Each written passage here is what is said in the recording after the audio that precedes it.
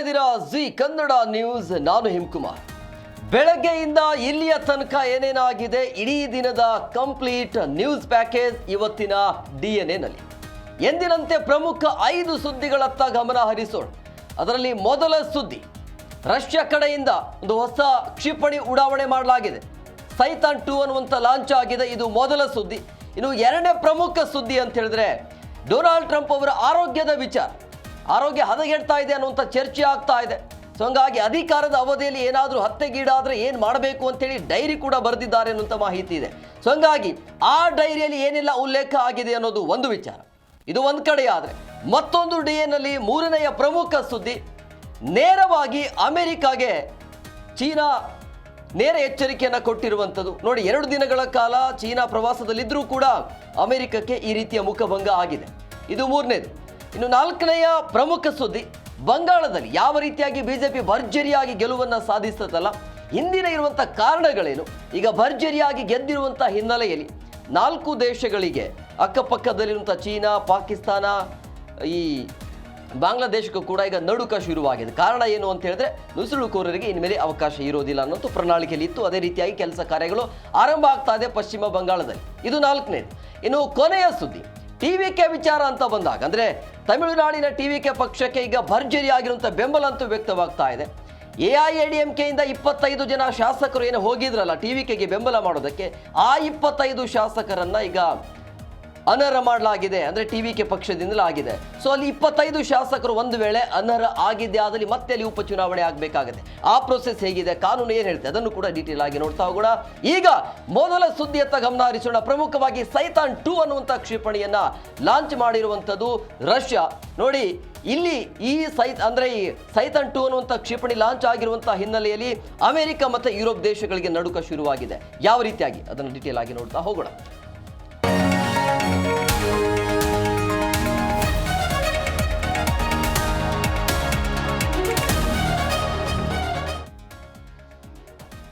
ನೋಡಿ, ಉಕ್ರೇನ್ ಹಾಗೂ ರಷ್ಯಾ ನಡುವಿನ ಯುದ್ಧಕ್ಕೆ ಮೊನ್ನೆ ತಾನೇ ಅಂದರೆ ಕದನ ವಿರಾಮವನ್ನು ಘೋಷಣೆ ಮಾಡಲಾಗಿತ್ತು. 3 ದಿನಗಳ ಕಾಲ ಕದನ ವಿರಾಮವನ್ನು ಘೋಷಣೆ ಮಾಡಲಾಗಿತ್ತು. ಮುಕ್ತಾಯ ಆಯಿತು. ಕಾರಣ ಯಾಕೆ ಘೋಷಣೆ ಆಯಿತು ಅಂತ ಹೇಳಿದ್ರೆ ರಷ್ಯಾದ ಒಂದು ವಿಜಯ ದಿವಸ ಇತ್ತು. ಹಂಗಾಗಿ 3 ದಿನಗಳ ಕಾಲ ಕದನ ವಿರಾಮ ಘೋಷಣೆ ಮಾಡಲಾಗಿತ್ತು. ಮೇ 9ರಿಂದ 11ನೇ ತಾರೀಕಿನ ತನಕ. ಅದು ಮುಕ್ತಾಯ ಆಗ್ತಾ ಇದ್ದಂಗೆ ಅಟ್ಯಾಕ್ ಮಾಡಿರುವಂಥದ್ದು ಉಕ್ರೇನ್ ಮೇಲೆ. ಅಂದರೆ ವಿಶ್ವಕ್ಕೆ ಶಾಂತಿ ಸಂದೇಶ ರವಾನಿಸಿದ್ದ ರಷ್ಯಾ ಅಧ್ಯಕ್ಷ ಪುಟಿನ್ ಈಗ ಮತ್ತೆ ಪ್ರೊಆಕ್ಟಿವ್ ಆಗಿರುವಂಥದ್ದು. ಇಡೀ ಜಗತ್ತಿಗೆ ದೊಡ್ಡ ಶಾಕನ್ನು ಕೊಟ್ಟಿದ್ದಾರೆ. ಒಂದು ಕಡೆ ಈ ಕದನ ವಿರಾಮ ಮುಕ್ತಾಯ ಆಗ್ತಾ ಇದ್ದಂಗೆ ಉಕ್ರೇನ್ ಮೇಲೆ ಅಟ್ಯಾಕ್. ಮತ್ತೊಂದು ದೊಡ್ಡ ಸಂದೇಶ ಏನು ಅಂತ ಹೇಳಿದ್ರೆ ಸೈತಾನ್ 2 ಅನ್ನುವಂಥ ಒಂದು ಕ್ಷಿಪಣಿಯನ್ನು ಉಡಾವಣೆ ಮಾಡಿ ಅಮೆರಿಕ ಮತ್ತು ಯುರೋಪ್ ದೇಶಗಳಿಗೆ ನಡುಕ ಹುಟ್ಟಿಸಿರುವಂಥದ್ದು. ಹಾಗಾದರೆ ಈ ಪ್ರಯತ್ನ ರಷ್ಯಾದಿಂದ ಯಾಕಾಯಿತು ಅನ್ನೋದನ್ನು ಕೂಡ ನಾವು ನೋಡಲೇಬೇಕಾಗತ್ತೆ. ಅದರ ಜೊತೆಗೆ ಸೈತಾನ್ 2 ಅನ್ನುವಂಥದ್ದು ಇದೆಯಲ್ಲ, ಇದರ ಸಾಮರ್ಥ್ಯ ಏನು, ಈ ಕ್ಷಿಪಣಿಯ ಕೆಲಸ ಕಾರ್ಯಗಳು ಏನು, ಯಾಕೆ ಇದನ್ನು ಉಡಾವಣೆ ಮಾಡಿದ್ರು, ಅದನ್ನು ಕೂಡ ನಾವು ಡೀಟೇಲ್ ಆಗಿ ನೋಡ್ತಾ ಹೋಗಬೇಕಾಗತ್ತೆ. ಪ್ರಮುಖವಾಗಿ ಸೈತಾನ್ 2 ಅನ್ನುವಂಥದ್ದು ಅತ್ಯಾಧುನಿಕ ಕ್ಷಿಪಣಿ. ಇದು ಬಹಳ ಡೇಂಜರ್. ಇದು ಯಾವುದೇ ನೆಲದಲ್ಲಿದ್ದರೂ ಕೂಡ ಕ್ಷಣ ಮಾತ್ರದಲ್ಲಿ ಅದನ್ನು ಉಡಾಯಿಸಬಲ್ಲಂತಹ ದೊಡ್ಡ ಕ್ಷಿಪಣಿ ಆಗತ್ತೆ ಸೈತಾನ್ 2. ಈಗ ಸೈತಾನ್ 2 ಉಡಾವಣೆ ಮಾಡಿರುವಂಥ ಹಿನ್ನೆಲೆಯಲ್ಲಿ ಅಮೆರಿಕಕ್ಕೆ ನೇರವಾಗಿ ಎಚ್ಚರಿಕೆ ಇದೆ. ಇಷ್ಟು ದಿನಗಳ ಕಾಲ ಅಮೆರಿಕ ಮತ್ತು ರಷ್ಯಾ ನಡುವೆ ಒಂದು ಒಪ್ಪಂದ ಆಗಿತ್ತು. ಏನೇ ಒಂದು ಪರಮಾಣುವನ್ನು ನೀವು ತಯಾರು ಮಾಡಬೇಕಂದ್ರೆ ಒಪ್ಪಂದದ ಮೇರೆಗೆ ಆಗಿತ್ತು. ಬಟ್ ಅದು ಕೂಡ ಈಗ ಮುಕ್ತಾಯ ಆಗಿದೆ. ಸೊ ಹಂಗಾಗಿ ಈಗ ಅಮೆರಿಕ ರಷ್ಯಾಗೆ 2 ದೇಶಗಳಿಗೆ ಹೇಳೋರಿಲ್ಲ ಕೇಳೋರಿಲ್ಲ ಅನ್ನೋ ರೀತಿಯಲ್ಲಿ ನೀವು ಏನು ಬೇಕಾದರೂ ಮಾಡಬಹುದು ಪರಮಾಣು ವಿಚಾರದಲ್ಲಿ. ನಿಮ್ಗೆ ಎಷ್ಟು ಸಾಮರ್ಥ್ಯ ಇದೆ ಅಷ್ಟು ಪರಮಾಣುಗಳನ್ನು ನೀವು ತಯಾರು ಮಾಡ್ಕೊಳ್ಬಹುದು ಅನ್ನೋಂಥ ಲೆಕ್ಕಾಚಾರಕ್ಕೆ ಈಗ ಸೈತಾನ್ 2 ಏನು ಲಾಂಚ್ ಆಗಿದೆಯಲ್ಲ, ಅದನ್ನು ಡೀಟೇಲ್ ಆಗಿ ನೋಡ್ತಾ ಹೋಗಬೇಕಾಗತ್ತೆ. ಅದರ ಸಾಮರ್ಥ್ಯ ಏನು, ಬೆಳವಣಿಗೆ ಏನು, ಬೇರೆ ದೇಶಗಳೆಂದರೆ ತಮ್ಮ ವಿರೋಧ ದೇಶಗಳಿಗೆ ಯಾವ ರೀತಿಯಾಗಿ ಇದು ನಡುಕ ಹುಟ್ಟಿಸುತ್ತೆ ಅನ್ನೋದನ್ನು ಕೂಡ ಕ್ವಿಕ್ ಆಗಿ ನೋಡ್ತಾ ಹೋಗೋಣ. ವಿಶ್ವದ ಅತ್ಯಂತ ಶಕ್ತಿಶಾಲಿ ಮತ್ತು ದೀರ್ಘಾವಧಿಯ ಖಂಡಾಂತರ ಕ್ಷಿಪಣಿ ಅಂತ ಹೇಳಲಾಗುತ್ತೆ ಸೈತಾನ್ 2 ಅನ್ನು. ಸೊ ಹಂಗಾಗಿ ಇದರ ವ್ಯಾಪ್ತಿ ನೋಡಿ ಹೆಂಗಿರುತ್ತೆ. 18,000 ಕಿಲೋಮೀಟರ್ ಭೂಮಿಯ ಯಾವುದೇ ಮೂಲೆಯಲ್ಲಿರುವಂಥ ಗುರಿಯನ್ನು ತಲುಪಿಸಬಲ್ಲುವಂಥ ವ್ಯಾಪ್ತಿ ಈ ಒಂದು ಕ್ಷಿಪಣಿ. 10ರಿಂದ 15 ಪರಮಾಣು ಸಿಡಿತಲೆಗಳನ್ನು ಹೊತ್ತೊಯ್ಯಬಲ್ಲ ತಾಕತ್ತು ಇದೆ ಈ ಒಂದು ಸೈತಾನ್ 2ಗೆ. ಸೊ ಹಂಗಾಗಿ ಇದರ ವೇಗವನ್ನು ನೋಡ್ತಾ ಹೋದರೆ ಉಡಾವಣೆ ಆದ ಕೆಲವು ನಿಮಿಷಗಳಲ್ಲಿ ಯಾವುದೇ ಗುರಿಯನ್ನು ತಲುಪಬಲ್ಲದು. ಸೊ ಹಂಗಾಗಿ ಇದನ್ನು ವಿಶ್ವದ ಅತ್ಯಂತ ಶಕ್ತಿಶಾಲಿ ಕ್ಷಿಪಣಿ ಅಂತ ಸ್ವತಃ ಪುಟಿನ್ ಅವರೇ ಹೇಳಿದ್ದಾರೆ. ಸೊ ಇದು ಜಾಗತಿಕ ಮಟ್ಟದಲ್ಲಿ ಸಹಜವಾಗಿ ತೀವ್ರ ಚರ್ಚೆಗೆ ಕಾರಣ ಆಗ್ತಾ ಇದೆ. ಸೊ ಯಾವ ಕಾರಣಕ್ಕಾಗಿ ಸಹಜವಾಗಿ ಏನೇ ಇದ್ರೂ ಕೂಡ ಭದ್ರತಾ ಕಾಳಜಿ ಇಟ್ಕೊಂಡು ಅದನ್ನು ಅವರು ಉಡಾವಣೆ ಮಾಡಿದ್ರು ಅಥವಾ ತಯಾರು ಮಾಡಿದ್ರು ಏನೇ ಇದ್ರೂ ಕೂಡ ವಿರೋಧಿ ದೇಶಗಳಿಗೆ ಏನಾಗುತ್ತೆ ಇದ್ರು ನೇರವಾಗಿ ಒಂದು ಸಂದೇಶ ಹೋಗುತ್ತೆ, ನಮ್ಮ ತಂಟೆಗೆ ಬಂದರೆ ಇಂತಹ ಕ್ಷಿಪಣಿಗಳು ನಮ್ಮ ಹತ್ರ ಇದ್ದಾವೆ, ನಮ್ಮ ತಂಟೆಗೆ ನೀವು ಯಾವುದೇ ಕಾರಣಕ್ಕೂ ಬರಬಾರ್ದು ಅನ್ನುವಂಥ ನೇರ ಸಂದೇಶ ಇದು.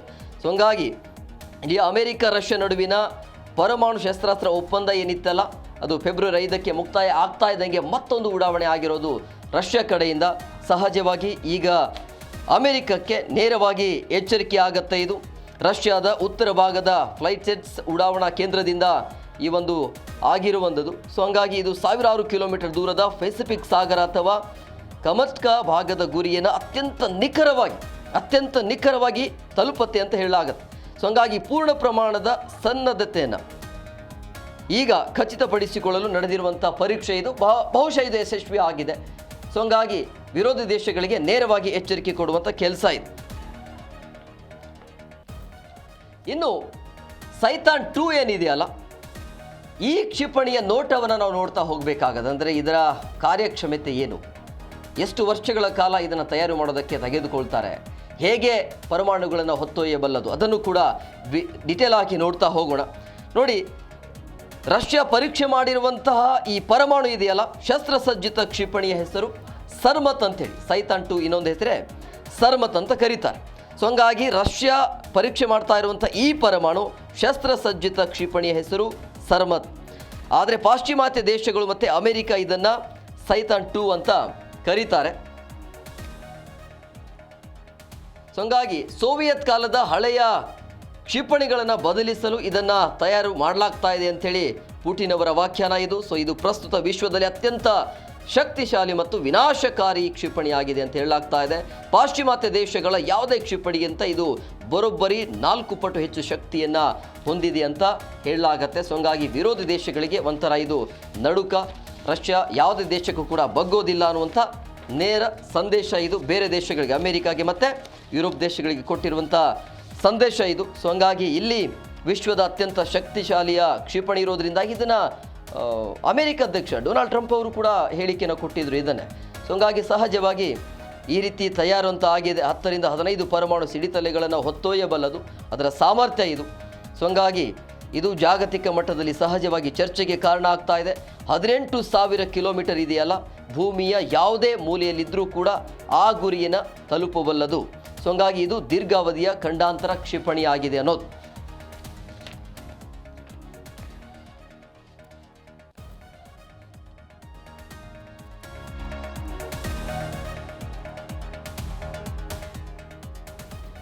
ಇನ್ನು ಸೈತಾನ್ 2 ಇದೆಯಲ್ಲ, ಸಾಮರ್ಥ್ಯವನ್ನು ನೋಡ್ತಾ ಹೋದರೆ ಶಬ್ದದ ವೇಗಕ್ಕಿಂತ 20 ಪಟ್ಟು ಹೆಚ್ಚು ವೇಗವಾಗಿ ಇದು ಚಲಿಸುತ್ತೆ. 18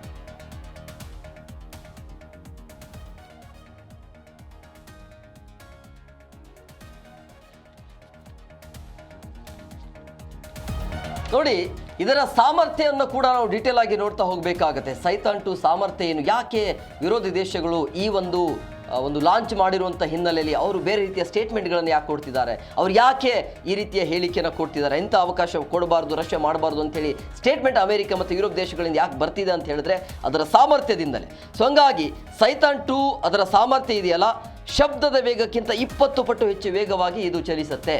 ಅದರ ಜೊತೆಗೆ 18,000 ಕಿಲೋಮೀಟರ್ಗಿಂತಲೂ ಹೆಚ್ಚು ದೂರದ ಗುರಿಯನ್ನು ಇದು ತಲುಪುತ್ತೆ ಆಟ್ ಎ ಟೈಮ್.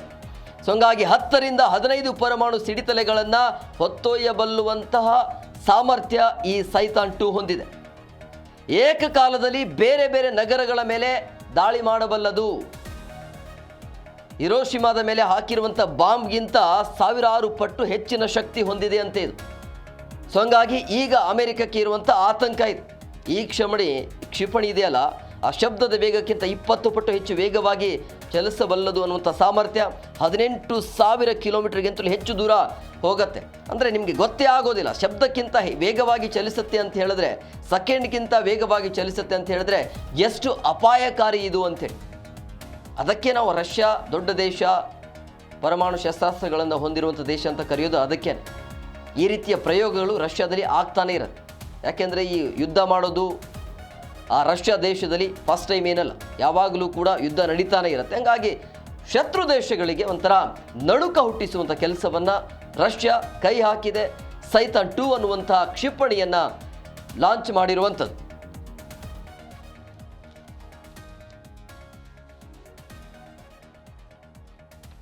ನೋಡಿ, ಈ ಒಂದು ಉಡಾವಣೆ ಆಗಿದೆಯಲ್ಲ, ಸೈತಾನ್ 2 ಅನ್ನುವಂಥ ಉಡಾವಣೆ, ಇದು ಅಮೆರಿಕಗೂ ಕೂಡ ನೇರವಾಗಿ ವಾರ್ನಿಂಗ್, ಆಮೇಲೆ ಅದರ ಜೊತೆಗೆ ಉಕ್ರೇನ್ಗೂ ಕೂಡ ಭೀತಿ ಎದುರಾಗ್ತಾ ಇದೆ.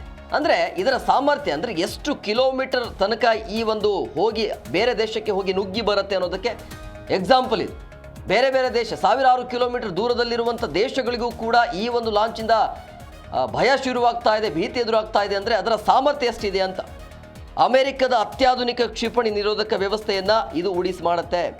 ಸೊ ಹಂಗಾಗಿ ಅಮೆರಿಕದ ಯಾವುದೇ ಅತ್ಯಾಧುನಿಕ ಕ್ಷಿಪಣಿ ನಿರೋಧಕ ವ್ಯವಸ್ಥೆ ಹೊಂದಿದ್ರೂ ಕೂಡ ಅದನ್ನು ಸುಲಭವಾಗಿ ಧೂಳಿಪಟ ಮಾಡಿ ಮುನ್ನುಗ್ಗುವಂಥ ಸಾಮರ್ಥ್ಯ ಈ ಕ್ಷಿಪಣಿಗೆ ಹೊಂದಿದೆ. ಸೊ ಹಂಗಾಗಿ ಉಕ್ರೇನ್ಗೆ ಬೆಂಬಲ ನೀಡ್ತಾ ಇರುವಂಥ ಅಮೆರಿಕ ಮತ್ತು ಯುರೋಪ್ ದೇಶಗಳು ರಷ್ಯಾದ ವಿರುದ್ಧ ಅತಿಯಾಗಿ ಹಸ್ತಕ್ಷೇಪ ಮಾಡದಂತೆ ತಡೆಯಲು ಪುಟಿನ್ ಈ ಪರಮಾಣು ಅಸ್ತ್ರವನ್ನು ಪ್ರದರ್ಶನ ಮಾಡ್ತಿದ್ದಾರೆ ಅನ್ನೋದು ರಕ್ಷಣಾ ತಜ್ಞರ ವಾದ ಇದೆ.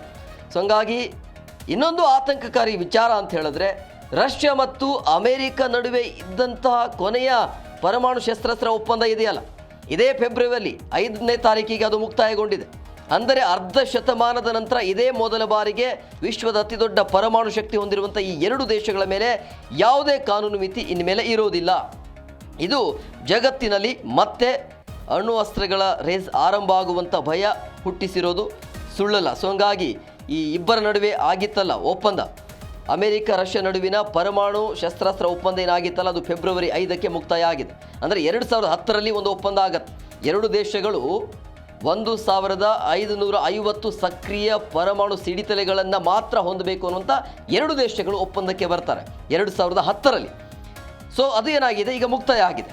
ಸೊ ಹಂಗಾಗಿ ಇನ್ಮೇಲೆ ಯಾವುದೇ ಕಾನೂನುಬದ್ಧ ಮಿತಿ ಇರೋದಿಲ್ಲ ಈ ಎರಡು ದೇಶಕ್ಕೆ.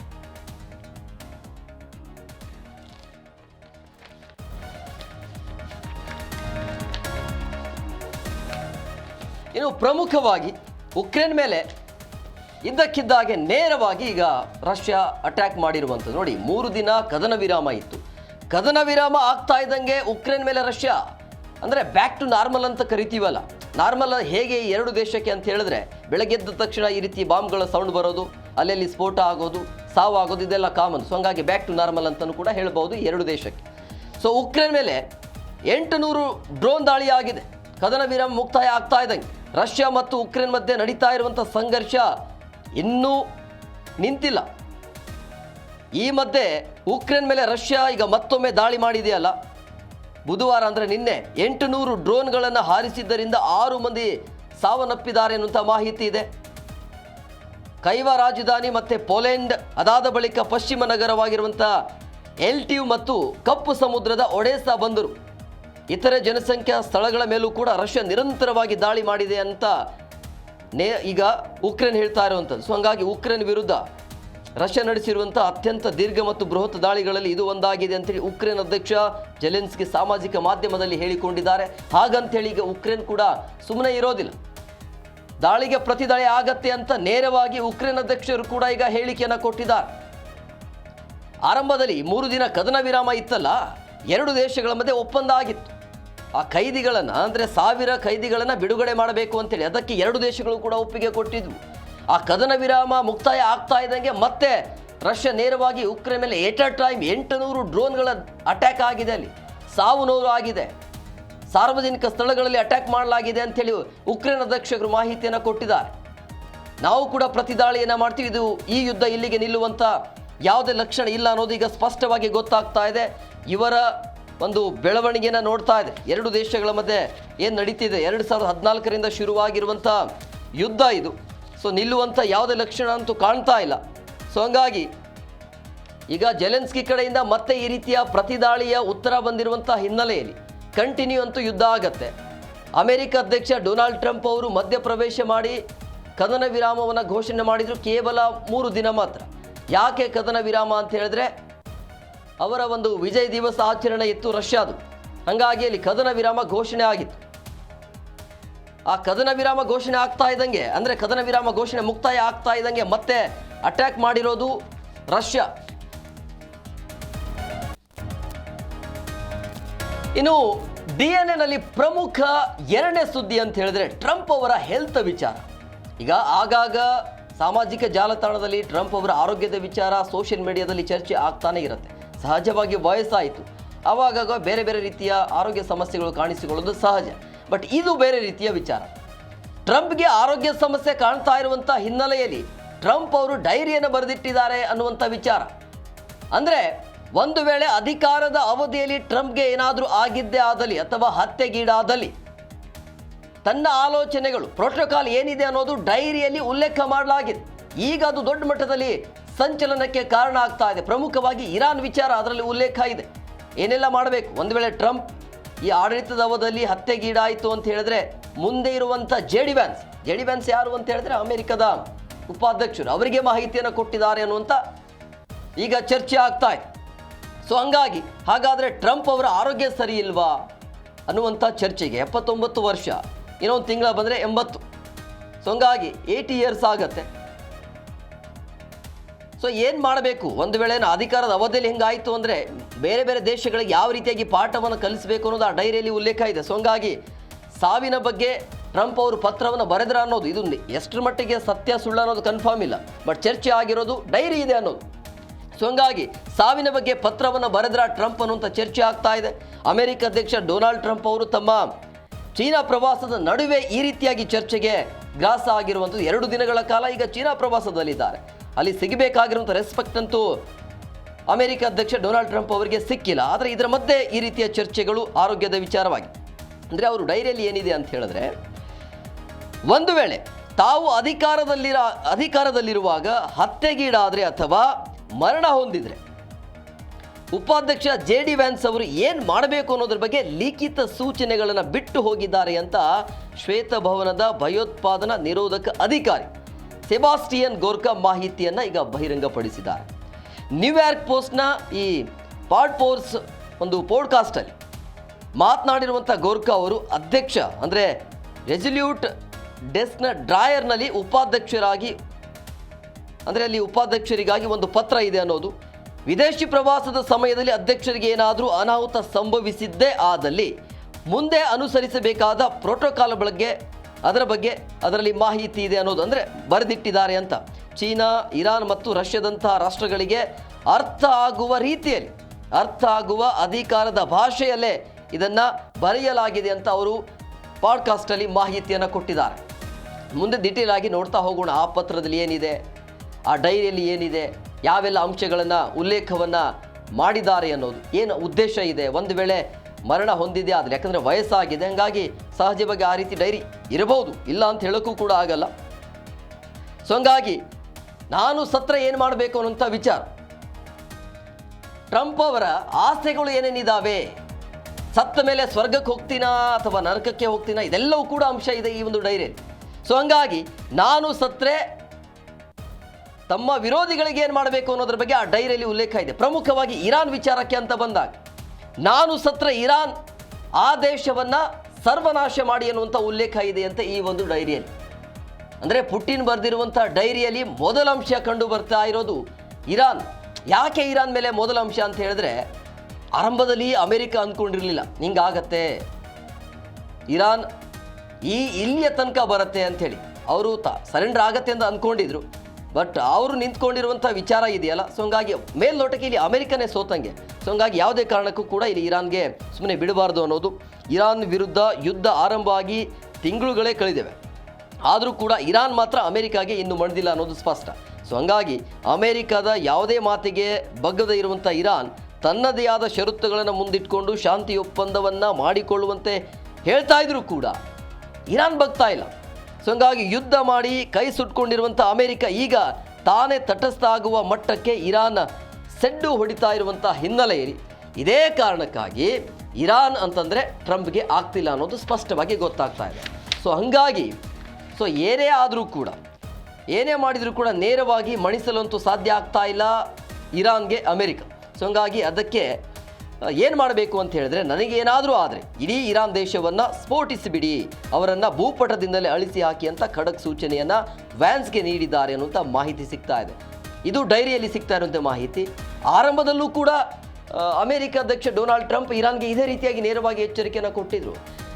ಇರಾನ್ ಒಂದು ವೇಳೆ ಸರೆಂಡರ್ ಆಗಿಲ್ಲ ಅಂತ ಹೇಳಿದ್ರೆ ಭೂಪಟದಿಂದಲೇ ಕಿತ್ತು ಬಿಸಾಕ್ತೀವಿ, ಶಿಲಾಯುಗಕ್ಕೆ ಕರ್ಕೊಂಡು ಹೋಗ್ತೀವಿ. ಅಂದರೆ ಶಿಲಾಯುಗ ಅಂತ ಹೇಳಿದ್ರೆ ಮನುಷ್ಯನೇ ಇರಬಾರ್ದು ಅಲ್ಲಿ ಅಂತ ಆ ರೀತಿ ಎಚ್ಚರಿಕೆಯನ್ನು ಕೊಟ್ಟಿದ್ರು ಕೂಡ ಇರಾನ್ ಬಗ್ಲಿಲ್ಲ. ಸೊ ಆ ಒಂದು ಕೋಪ ಇದ್ರೂ ಇರಬಹುದು ಅನ್ನೋದು. ಇನ್ನು ಇದು ಒಂದು ಕಡೆ ಆದರೆ, ಟ್ರಂಪ್ ಮತ್ತೊಂದು ವಿಚಾರ ಅಂದರೆ ಡೈರಿಯಲ್ಲಿ ಇರುವಂಥ ಮತ್ತೊಂದು ವಿಚಾರ ಅಂದರೆ ಸ್ವರ್ಗ ಮತ್ತು ನರಕದ ವಿಚಾರ ಕೂಡ. ಸತ್ರೆ ನಾನು ಸ್ವರ್ಗಕ್ಕೆ ಹೋಗ್ತೀನಾ ಅಥವಾ ನರಕಕ್ಕೆ ಹೋಗ್ತೀನಾ ಅಂತ ಚರ್ಚೆ ಅಂತೂ ಆಗ್ತಾ ಇದೆ. ಡೊನಾಲ್ಡ್ ಟ್ರಂಪ್ ಈ ವಿಚಾರವಾಗಿಯೂ ಕೂಡ ಬಹಿರಂಗವಾಗಿಯೂ ಕೂಡ ಮಾತನಾಡಿದ. ಸತ್ತ ಮೇಲೆ ನಾನು ಸ್ವರ್ಗಕ್ಕೆ ಹೋಗಬೇಕಾ ಅಥವಾ ನರಕಕ್ಕೆ ಹೋಗಬೇಕಾ, ಯಾಕೆ ಸ್ವರ್ಗಕ್ಕೆ ಹೋಗಬೇಕು, ಯಾಕೆ ನರಕಕ್ಕೆ ಹೋಗಬೇಕು ಅನ್ನೋದ್ರ ಬಗ್ಗೆ. ಇತ್ತೀಚಿನ ತಿಂಗಳಲ್ಲಿ ಟ್ರಂಪ್ ಅವರು ತಮ್ಮ ಜೀವನದ ಸಾಧನೆ ಮತ್ತು ಸತ್ತ ನಂತರದ ಬದುಕು ಅಥವಾ ಸ್ವರ್ಗದ ಬಗ್ಗೆಯೂ ಕೂಡ ಕುತೂಹಲಕಾರಿ ಹೇಳಿಕೆಯನ್ನು ಕೊಟ್ಟಿದ್ರು. ಅಂದರೆ ನಾನು ಸ್ವರ್ಗಕ್ಕೆ ಹೋಗಲಾರೆ ಅನ್ನುವಂಥ ಸ್ಟೇಟ್ಮೆಂಟ್ ಆತನ ಬಾಯಿಂದ ಬಂದಿದ್ದು. ಅಂದರೆ ಈ ವರ್ಷದ ಆರಂಭದಲ್ಲಿ ಅವರು ಮಾತನಾಡಿದರು ಟ್ರಂಪ್ ಅವರು, ನಾನು ಸ್ವರ್ಗಕ್ಕೆ ಹೋಗುವನಲ್ಲ ಅಂತ ನನಗೆ ಅನ್ನಿಸ್ತಾ ಇದೆ ಅಂತ ಈ ಹಿಂದೆ ಹೇಳಿದರು. ನನಗೆ ಅನ್ನಿಸ್ತಾ ಇದೆ ಸತ್ತ ಮೇಲೂ ಕೂಡ ನಾನು ಸ್ವರ್ಗಕ್ಕೆ ಹೋಗೋದಿಲ್ಲ ಅಂತೇಳಿ. ಅಂದರೆ ನಾನು ಮಾಡಿರುವಂಥ ಕೆಲಸಗಳು ನನ್ನನ್ನು ಸ್ವರ್ಗಕ್ಕೆ ಸೇರಿಸುತ್ತವೆ ಎನ್ನುವಂಥ ನಂಬಿಕೆ ನನಗಿಲ್ಲ ಅನ್ನೋ ರೀತಿಯಲ್ಲಿ ಅವರು ಮಾತನಾಡಿದರು. ಫಾಕ್ಸ್ ನ್ಯೂಸ್ ಜೊತೆಗಿನ ಸಂದರ್ಶನದಲ್ಲಿ ಅವರು ಹೇಳಿರುವಂಥ ಸ್ಟೇಟ್ಮೆಂಟ್ ಅಂದರೆ, ಒಂದು ವೇಳೆ ನಾನು ರಷ್ಯಾ ಉಕ್ರೇನ್ ಯುದ್ಧವನ್ನು ನಿಲ್ಲಿಸಿ ವಾರಕ್ಕೆ 7,000 ಜನ ಪ್ರಾಣವನ್ನು ಉಳಿಸಿದರೆ ಅದು ನನ್ನನ್ನು ಸ್ವರ್ಗಕ್ಕೆ ಕೊಂಡೊಯ್ಯುವ ಒಂದು ಕಾರಣ ಆಗಬಹುದು. ನಿಲ್ಲಿಸಿಲ್ಲ ಅಂತ ಹೇಳಿದ್ರೆ ನಾನು ನರಕಕ್ಕೆ ಹೋಗ್ಬೋದು ಅನ್ನೋಂಥ ರೀತಿ.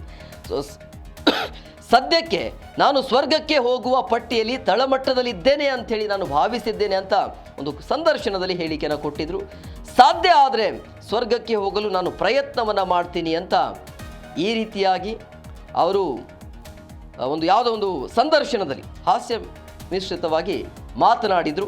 ಸೊ ಈಗ ಆ ವಿಚಾರವಾಗಿಯೂ ಕೂಡ ಚರ್ಚೆ ಆಗ್ತಾ ಇದೆ, ಸ್ವರ್ಗಕ್ಕ ಅಥವಾ ನರಕಕ್ಕ ಅನ್ನೋದು ಈ ಹಿಂದೆ ಅವರ ಹೇಳಿಕೆ. ಇನ್ನು ಪ್ರಮುಖವಾಗಿ ಈಗ ಆರೋಗ್ಯ ವಿಚಾರ ಚರ್ಚೆ ಏನಾಗ್ತಾ ಇದೆಯಲ್ಲ, ಹಾಗಾದರೆ ಟ್ರಂಪ್ ಅವರಿಗೆ ಏನಾಗಿದೆ, ಆರೋಗ್ಯ ಹದಗೆಡ್ತಾ ಇದೆಯಾ, ಹಾಗಾದರೆ ಚಿಕಿತ್ಸೆ ವ್ಯವಸ್ಥೆ ಯಾವ ರೀತಿ ಆಗಿದೆ, ಏನೆಲ್ಲ ಚಿಕಿತ್ಸೆ ನೀಡಲಾಗ್ತಾ ಇದೆ, ಏನು ಮುಂದಿನ ದಿನಮಾನಗಳಲ್ಲಿ ಟ್ರಂಪ್ ಅವರಿಗೆ ಏನು ಆರೋಗ್ಯ ಕಾಡ್ತಾ ಇದೆ, ಹೇಳ್ದಂಗೆ ಏನಾದರೂ ಅಧಿಕಾರದ ಅವಧಿಯಲ್ಲಿ ಏನಾದರೂ ಅವರಿಗೆ ಭಯ ಕಾಡ್ತಾ ಇದೆಯಾ ಆರೋಗ್ಯದ ಬಗ್ಗೆ ಅನ್ನುವಂಥ ಚರ್ಚೆಗೆ. ಸೊ ಹಂಗಾಗಿ ಅಮೆರಿಕ ಅಧ್ಯಕ್ಷ ಡೊನಾಲ್ಡ್ ಟ್ರಂಪ್ ಮೇ ತಿಂಗಳ ಕೊನೆಯಲ್ಲಿ ಈಗ ಮತ್ತೊಮ್ಮೆ ವೈದ್ಯಕೀಯ ಹಾಗೂ ದಂತ ತಪಾಸಣೆಗೆ ಒಳಗಾಗಿದ್ದಾರೆ ಅನ್ನೋದು ಗೊತ್ತಿರುವಂಥ ವಿಚಾರ, ಹಿಂದೆ ಕೂಡ ವರದಿ ಆಗಿತ್ತು. ಸೊ ಹಂಗಾಗಿ ಮುಂದಿನ ತಿಂಗಳು ಮೇ ಆಯಿತು, ನೆಕ್ಸ್ಟ್ ಜೂನ್ಗೆ 80ನೇ ವರ್ಷಕ್ಕೆ ಅವರು ಕಾಲಿಡ್ತಾ ಇದ್ದಾರೆ. ಸೊ ಹಂಗಾಗಿ ಮೇ 26ರಂದು ವಾಲ್ಟನ್ ರೀಡ್ ರಾಷ್ಟ್ರೀಯ ಮಿಲಿಟರಿ ವೈದ್ಯಕೀಯ ಕೇಂದ್ರದಲ್ಲಿ ವೈದ್ಯರನ್ನು ಭೇಟಿ ಆಗ್ತಿದ್ದಾರೆ ಅನ್ನೋದು ಶ್ವೇತಭವನ ಕಡೆಯಿಂದ ಬರ್ತಾ ಇರುವಂಥ ಮಾಹಿತಿ. ಸೊ ಇದು ಟ್ರಂಪ್ ಅಧಿಕಾರಕ್ಕೆ ಬಂದ ನಂತರ ವೈದ್ಯಕೀಯ ತಜ್ಞರನ್ನು ಸಾರ್ವಜನಿಕವಾಗಿ ಭೇಟಿ ಆಗ್ತಾ ಇರೋದು 4ನೇ ಬಾರಿ ಆಗುತ್ತೆ. ಅಂದರೆ ಅಧಿಕಾರಕ್ಕೆ ಬಂದಾದ ನಂತರ 4ನೇ ಬಾರಿ. ಅಂದರೆ ಶ್ವೇತಭವನ ಇದನ್ನು ವಾರ್ಷಿಕ ಆರೋಗ್ಯ ತಪಾಸಣೆ ಅಥವಾ ನಿಯಮಿತ ಮುನ್ನೆಚ್ಚರಿಕೆ ಆರೈಕೆಯ ಭಾಗ ಅಂತೇಳಿ ಅವರು ವಿವರಣೆ ಕೊಡ್ತಾ ಇದ್ದಾರೆ. ಯಾಕಂದರೆ ವಯಸ್ಸಾಗಿದೆ. ಸೊ ಹಂಗಾಗಿ ಈ ರೀತಿಯ ಆರೋಗ್ಯ ಸಮಸ್ಯೆ ಕಂಡುಬರೋದು ಸಹಜ.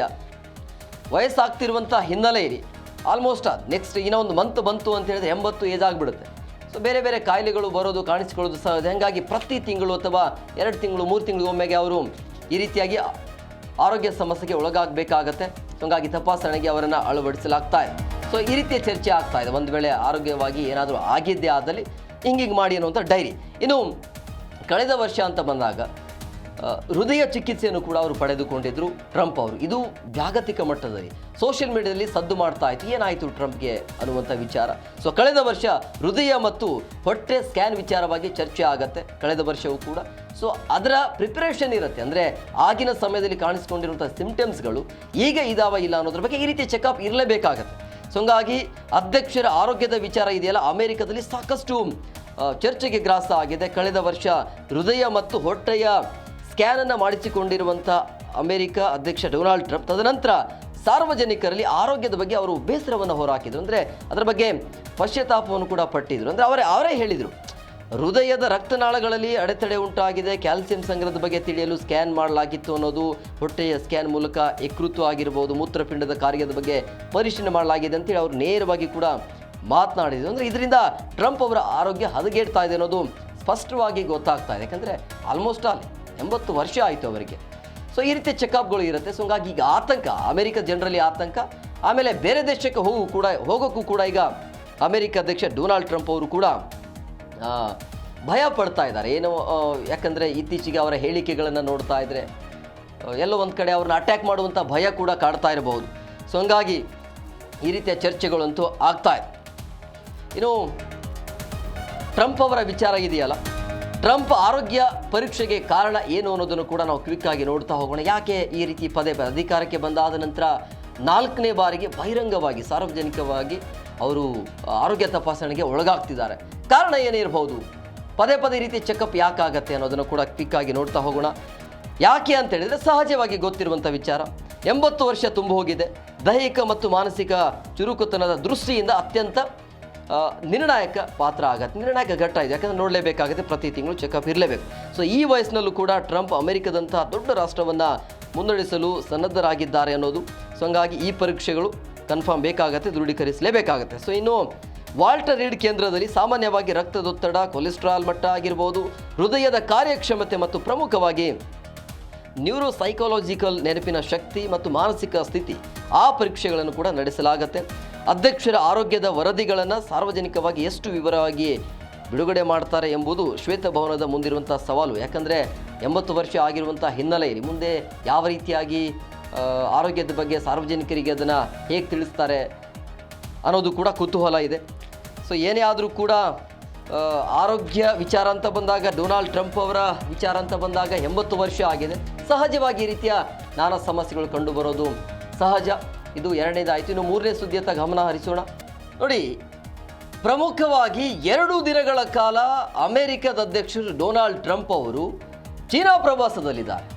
ಅದರಲ್ಲಿ ರಾಜತಾಂತ್ರಿಕ ಮರ್ಯಾದೆ ಸಿಗ್ತಾ ಇಲ್ಲ ಅನ್ನೋದು ಕನ್ಫರ್ಮ್ ಆಗಿ ಗೊತ್ತಾಗ್ತಾ ಇದೆ.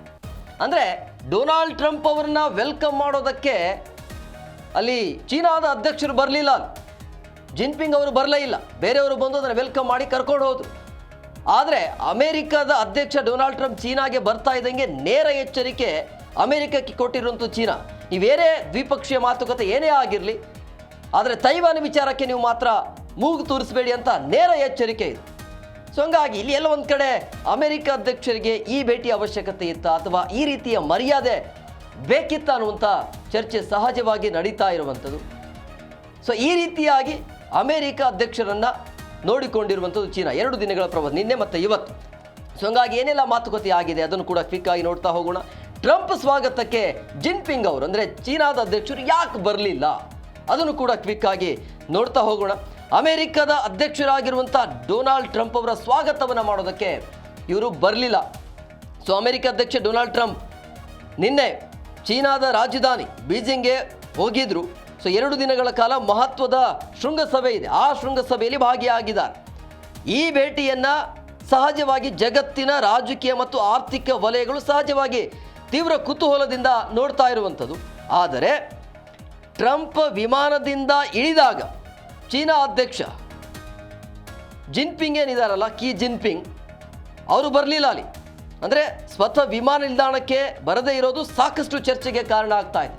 ಸಹಜವಾಗಿ ಇನ್ನೊಬ್ಬ ದೇಶದ ಅಧ್ಯಕ್ಷರು ಬಂದಾಗ ಅಂದರೆ ಅತಿಥಿ ಮಾಡಿಕೊಳ್ಳುವಂಥ ಆ ದೇಶದ ಅಧ್ಯಕ್ಷರು ಬಂದು ಸ್ವಾಗತ ಮಾಡೋದು ಅಥವಾ ವೆಲ್ಕಮ್ ಮಾಡೋದು ಅದು ವಾಡಿಕೆ ಅದು.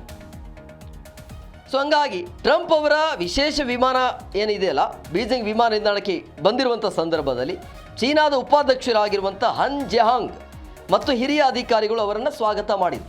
ಸ್ವಾಗತ ಏನೋ ಚೆನ್ನಾಗಿ ಮಾಡಿದರು, ಬಟ್ ಚರ್ಚೆ ಆಗಿರೋದೇನು ಅಂದರೆ ಜಿನ್ಪಿಂಗ್ ಯಾಕೆ ಬರಲಿಲ್ಲ ಅನ್ನೋದು. ಅಂದರೆ ಅವರಿಗೆ ಯಾವ ರೀತಿಯಾಗಿ ಸ್ವಾಗತ ಸಿಕ್ತು ಅಂತ ಹೇಳಿದ್ರೆ, ಕೆಂಪು ಹಾಸು ಆಗಿರ್ಬೋದು, ಗೌರವ ವಂದನೆ, ಧ್ವಜ ಹಿಡಿದಿರುವಂಥ ವಿದ್ಯಾರ್ಥಿಗಳಿಂದ ಭರ್ಜರಿ ಆಗಿರುವಂಥ ಸ್ವಾಗತ ಸಿಕ್ತು. ಆ ರೀತಿಯ ಆತಿಥ್ಯ ಅಂತೂ ಸಿಕ್ತು ಅಲ್ಲಿ. ಆದರೂ ಜಿನ್ಪಿಂಗ್ ಗೈರ ಆಗಿರೋದು ಕೆಲವರಿಗೆ ಅಚ್ಚರಿ ಆಯಿತು ಅಲ್ಲಿ. ಸೊ ಈ ಶೃಂಗಸಭೆ ಹಲವು ಸೂಕ್ಷ್ಮ ವಿಷಯಗಳ ಬಗ್ಗೆ ಚರ್ಚೆ ಆಗತ್ತೆ. ಅದಕ್ಕಿಂತ ಮುಂಚೆ 4 ಅಂಶಗಳ ಬಗ್ಗೆ ನೀವು ಮಾತನಾಡಲಿಕ್ಕೆ ಹೋಗಬೇಡಿ ಅಂತೇಳಿ ಟ್ರಂಪ್ಗೆ ನೇರವಾಗಿ ಎಚ್ಚರಿಕೆಯನ್ನು ಕೊಟ್ಟಿರೋದು. ಸೊ ಹಂಗಾಗಿ ಟ್ರಂಪ್ಗೆ ಚೀನಾ ಕಡೆಯಿಂದ 4 ರೆಡ್ ಲೈನ್, ಅಂದರೆ ಈ ಗೆರೆಯನ್ನು ನೀವು ದಾಟಲಿಕ್ಕೆ ಹೋಗಬೇಡಿ, ಅಂತ 4 ಪ್ರಮುಖ ಅಂಶಗಳನ್ನು ಹೇಳಿದ್ದಾರೆ. ಈ 4 ಅಂಶಗಳನ್ನು ಬಿಟ್ಟು ನೀವೇನೇ ಆದರೂ ಮಾತುಕತೆಯನ್ನು ಮಾಡಿ ಅಂತೇಳಿ. ಹಾಗಾದರೆ ಆ 4 ಅಂಶಗಳು ಏನು? ಪ್ರಮುಖವಾಗಿ ತೈವಾನ್ ವಿಚಾರ. ನಿಮಗೆ ತೈವಾನ್ ಅಂತ ಗೊತ್ತೇ, ತೈವಾನಲ್ಲಿ ಮೂಗು ತೂರಿಸುವಂಥ ಕೆಲಸವನ್ನು ಅಲ್ಲಿ ಅಮೆರಿಕ ಮಾಡ್ತಾನೆ ಇದೆ. ಆ ಕೆಲಸವನ್ನು ನೀವು ಯಾವುದೇ ಕಾರಣಕ್ಕೂ ಕೂಡ ಮಾಡಬಾರ್ದು ಅನ್ನುವಂಥ ವಿಚಾರವನ್ನು ಚೀನಾ ನೇರವಾಗಿ ಅಮೆರಿಕಕ್ಕೆ ಹೇಳಿರುವಂಥದ್ದು. ಸೊ ತೈವಾನ್ ವಿಚಾರದಲ್ಲಿ ನೀವು ಅಡ್ಡ ಬರಬೇಡಿ ಅನ್ನುವಂಥ ವಿಚಾರ 4 ಪ್ರಮುಖ ಅಂಶಗಳನ್ನು ಕೂಡ ಮುಂದಿಟ್ಕೊಂಡಿದ್ದಾರೆ. ಆ 4 ಅಂಶಗಳು ಯಾವುವು ಅಂತಲೂ ಕೂಡ ಕ್ವಿಕ್ಕಾಗಿ ನೋಡ್ತಾ ಹೋಗೋಣ. ನೋಡಿ, ಪ್ರಜಾಪ್ರಭುತ್ವ ಮತ್ತು ಮಾನವ ಹಕ್ಕುಗಳು. ಅಂದರೆ ಮಾನವ ಹಕ್ಕುಗಳ ವಿಚಾರ ಅಂತ ಬಂದಾಗ ಸುಖ ಸುಮ್ಮನೆ ತಲೆ ತೂಗಿಸೋಕ್ಕೆ ನೀವು ಬರಬೇಡಿ ಅಂತೇಳಿ ದ್ವಿಪಕ್ಷೀಯ ಮಾತುಕತೆಯಲ್ಲಿ 4 ಅಂಶಗಳನ್ನು ಪ್ರಸ್ತಾಪಿಸಬಾರದು ಅಂತೇಳಿ ಕಡ್ಡಿ ಮುರಿದಂತೆ ಹೇಳಿರುವಂಥ ಚೀನಾ ರಾಯಭಾರ ಕಚೇರಿ ಇದೆಯಲ್ಲ, ನೇರವಾಗಿ ಅಲ್ಲಿ ಬರ್ತಾ ಇದ್ದಂಗೆ ಅವರು ನೇರವಾಗಿ ಎಚ್ಚರಿಕೆಯನ್ನು ಕೊಟ್ಟಿದ್ರು. ಸೊ ಹಾಗಾಗಿ ಅಲ್ಲಿ 4 ಅಂಶಗಳನ್ನಿಟ್ಟು ಪ್ರಜಾಪ್ರಭುತ್ವ ಮತ್ತು ಮಾನವ ಹಕ್ಕುಗಳ ವಿಚಾರಕ್ಕೆ ನೀವು ತಲೆದೂರಿಸಬೇಡಿ. ಮಾರ್ಗಗಳು ಮತ್ತು ರಾಜಕೀಯ ವ್ಯವಸ್ಥೆಗಳು. ರಾಜಕೀಯ ಅಂತ ಬಂದಾಗ ಆ ದೇಶದ ಸ್ವಾತಂತ್ರ್ಯ ಹಕ್ಕಾಗತ್ತೆ, ಸಾರ್ವಭೌಮದ ಹಕ್ಕು. ಆ ಮಾರ್ಗವನ್ನು ನಾವೇ ಕಾಪಾಡ್ಕೊಳ್ತೀವಿ. ನಿಮ್ಮ ಸಲಹೆ ಸೂಚನೆ ನಮಗೆ ಬೇಕಿಲ್ಲ ಅನ್ನೋದು. ಇನ್ನು ಚೀನಾದ ಅಭಿವೃದ್ಧಿ ಮತ್ತು ಹಕ್ಕುಗಳ ವಿಚಾರ ಅಂತ ಬಂದಾಗ ಅದಕ್ಕೂ ಕೂಡ ನೀವು ತಲೆ ಹಾಕಬೇಡಿ. ಅದನ್ನು ಚೀನಾ ಸಹಿಸೋದಿಲ್ಲ ಅಂತೇಳಿ. ಅಂದರೆ ಇದ್ದಕ್ಕಿದ್ದಾಗೆ ಟ್ಯಾರಿಫನ್ನು ಘೋಷಣೆ ಮಾಡಿದ್ರಲ್ಲ, ಹಾಗಾಗಿ ನೀವು ಅಭಿವೃದ್ಧಿ ವಿಚಾರ ಅಂತ ಬಂದಾಗ ಆರ್ಥಿಕತೆಯಲ್ಲಿ ವಿಶ್ವದಲ್ಲೇ ದೊಡ್ಡ ರಾಷ್ಟ್ರ ಆಗುತ್ತೆ ಚೀನಾ. ಎರಡರಲ್ಲಿ ಅಂದರೆ ಆರ್ಥಿಕತೆ ವಿಚಾರ ಅಂತ ಬಂದಾಗ ವಿಶ್ವದಲ್ಲಿ 2ನೇದು ಅತಿ ದೊಡ್ಡ ಆರ್ಥಿಕ ರಾಷ್ಟ್ರ ಆಗಿರುವಂಥ ಚೀನಾ. ಸೊ ಹಂಗಾಗಿ ನಮ್ಮ ಆರ್ಥಿಕತೆಯನ್ನು ನಾವು ಹೇಗೆ ಕಾಪಾಡ್ಕೊಳ್ಬೇಕು ಅನ್ನೋದು ನಮಗೆ ಗೊತ್ತಿದೆ. ಇದರ ಮಧ್ಯೆ ನೀವು ಬಾಯಿ ತುರಿಸೋಕ್ಕೆ ಬರಬೇಡಿ. ಮತ್ತು ಇದ್ದಕ್ಕಿದ್ದ ಹಾಗೆ ನೀವು ಈ ರೀತಿ ಟ್ಯಾರಿಫ್ ಘೋಷಣೆ ಮಾಡಿದರೂ ಕೂಡ ಅದನ್ನು ಚೀನಾ ಸಹಿಸ್ಕೊಳ್ಳೋದಿಲ್ಲ. ಸೊ ಈ 4 ಅಂಶಗಳನ್ನು ಬಿಟ್ಟು ಬೇರೆದೇನಾದರೂ ಮಾತಾಡಿ ಅನ್ನೋ ರೀತಿಯಲ್ಲಿ ಅವರು ನೇರವಾಗಿ ಎಚ್ಚರಿಕೆಯನ್ನು ಕೊಟ್ಟಿರೋದು. ಇನ್ನು ಇನ್ನೊಂದು ನೇರ ಎಚ್ಚರಿಕೆ ಏನು ಅಂತ ಹೇಳಿದ್ರೆ, ಇದೆಲ್ಲ ಒಂದು ಭಾಗ, 4 ಅಂಶಗಳನ್ನು ಇಟ್ಟಿದ್ರಲ್ಲ ಇದು ಒಂದು ಭಾಗ. ಆದರೆ ಇನ್ನೊಂದು ನೇರ ಎಚ್ಚರಿಕೆ, ತೈವಾನ್ ತಂಟೆಗೆ ಬಂದರೆ ನಾವು ನೇರವಾಗಿ ಯುದ್ಧಕ್ಕೆ ಇಳಿತೀವಿ ಅಂತ ನೇರ ಎಚ್ಚರಿಕೆ ಹೋಗಿದೆ ಅಮೆರಿಕಕ್ಕೆ. ಯಾಕೆ ತೈವಾನ್ ಯಾಕೆ ಇಂಪಾರ್ಟೆಂಟ್ ಆಗುತ್ತೆ ಚೀನಾಗೆ? ಸಹಜವಾಗಿ ತೈವಾನ್ ಚೀನಾಗೆ ಇಂಪಾರ್ಟೆಂಟ್, ಬಟ್ ಆದರೆ ಸುಖ ಸುಮ್ಮನೆ ಮೂಗು ತೂರಿಸ್ತಾ ಇರೋದು ಅಮೆರಿಕ ಅನ್ನುವಂಥ ಇವರ ವಾದ. ಸೊ ಹಂಗಾಗಿ ತೈವಾನ್ ವಿಚಾರದಲ್ಲಿ ನಾವು ಯಾವುದೇ ರಾಜಿ ಮಾಡಿಕೊಳ್ಳೋದಿಲ್ಲ ಅಂತ ನೇರ ಎಚ್ಚರಿಕೆಯನ್ನು ಅಮೆರಿಕಕ್ಕೆ ಕೊಟ್ಟಿದೆ ಚೀನಾ. ಅಮೆರಿಕ ಅಧ್ಯಕ್ಷ ಡೊನಾಲ್ಡ್ ಟ್ರಂಪ್ ಅವರ ನೇರ ಭೇಟಿಯ ವೇಳೆ ಜಿನ್ಪಿಂಗ್ ನೀಡಿರುವಂಥ ಈ ಎಚ್ಚರಿಕೆ ಇದೆಯಲ್ಲ, ಕೇವಲ ರಾಜತಾಂತ್ರಿಕ ಮಾತುಕತೆಯಾಗಿ ಉಳಿಯದೆ ಸಂಭಾವ್ಯ ಯುದ್ಧದ ಮುನ್ಸೂಚನೆಯಂತೆ ಕಂಡು ಬಂತು ಇದು.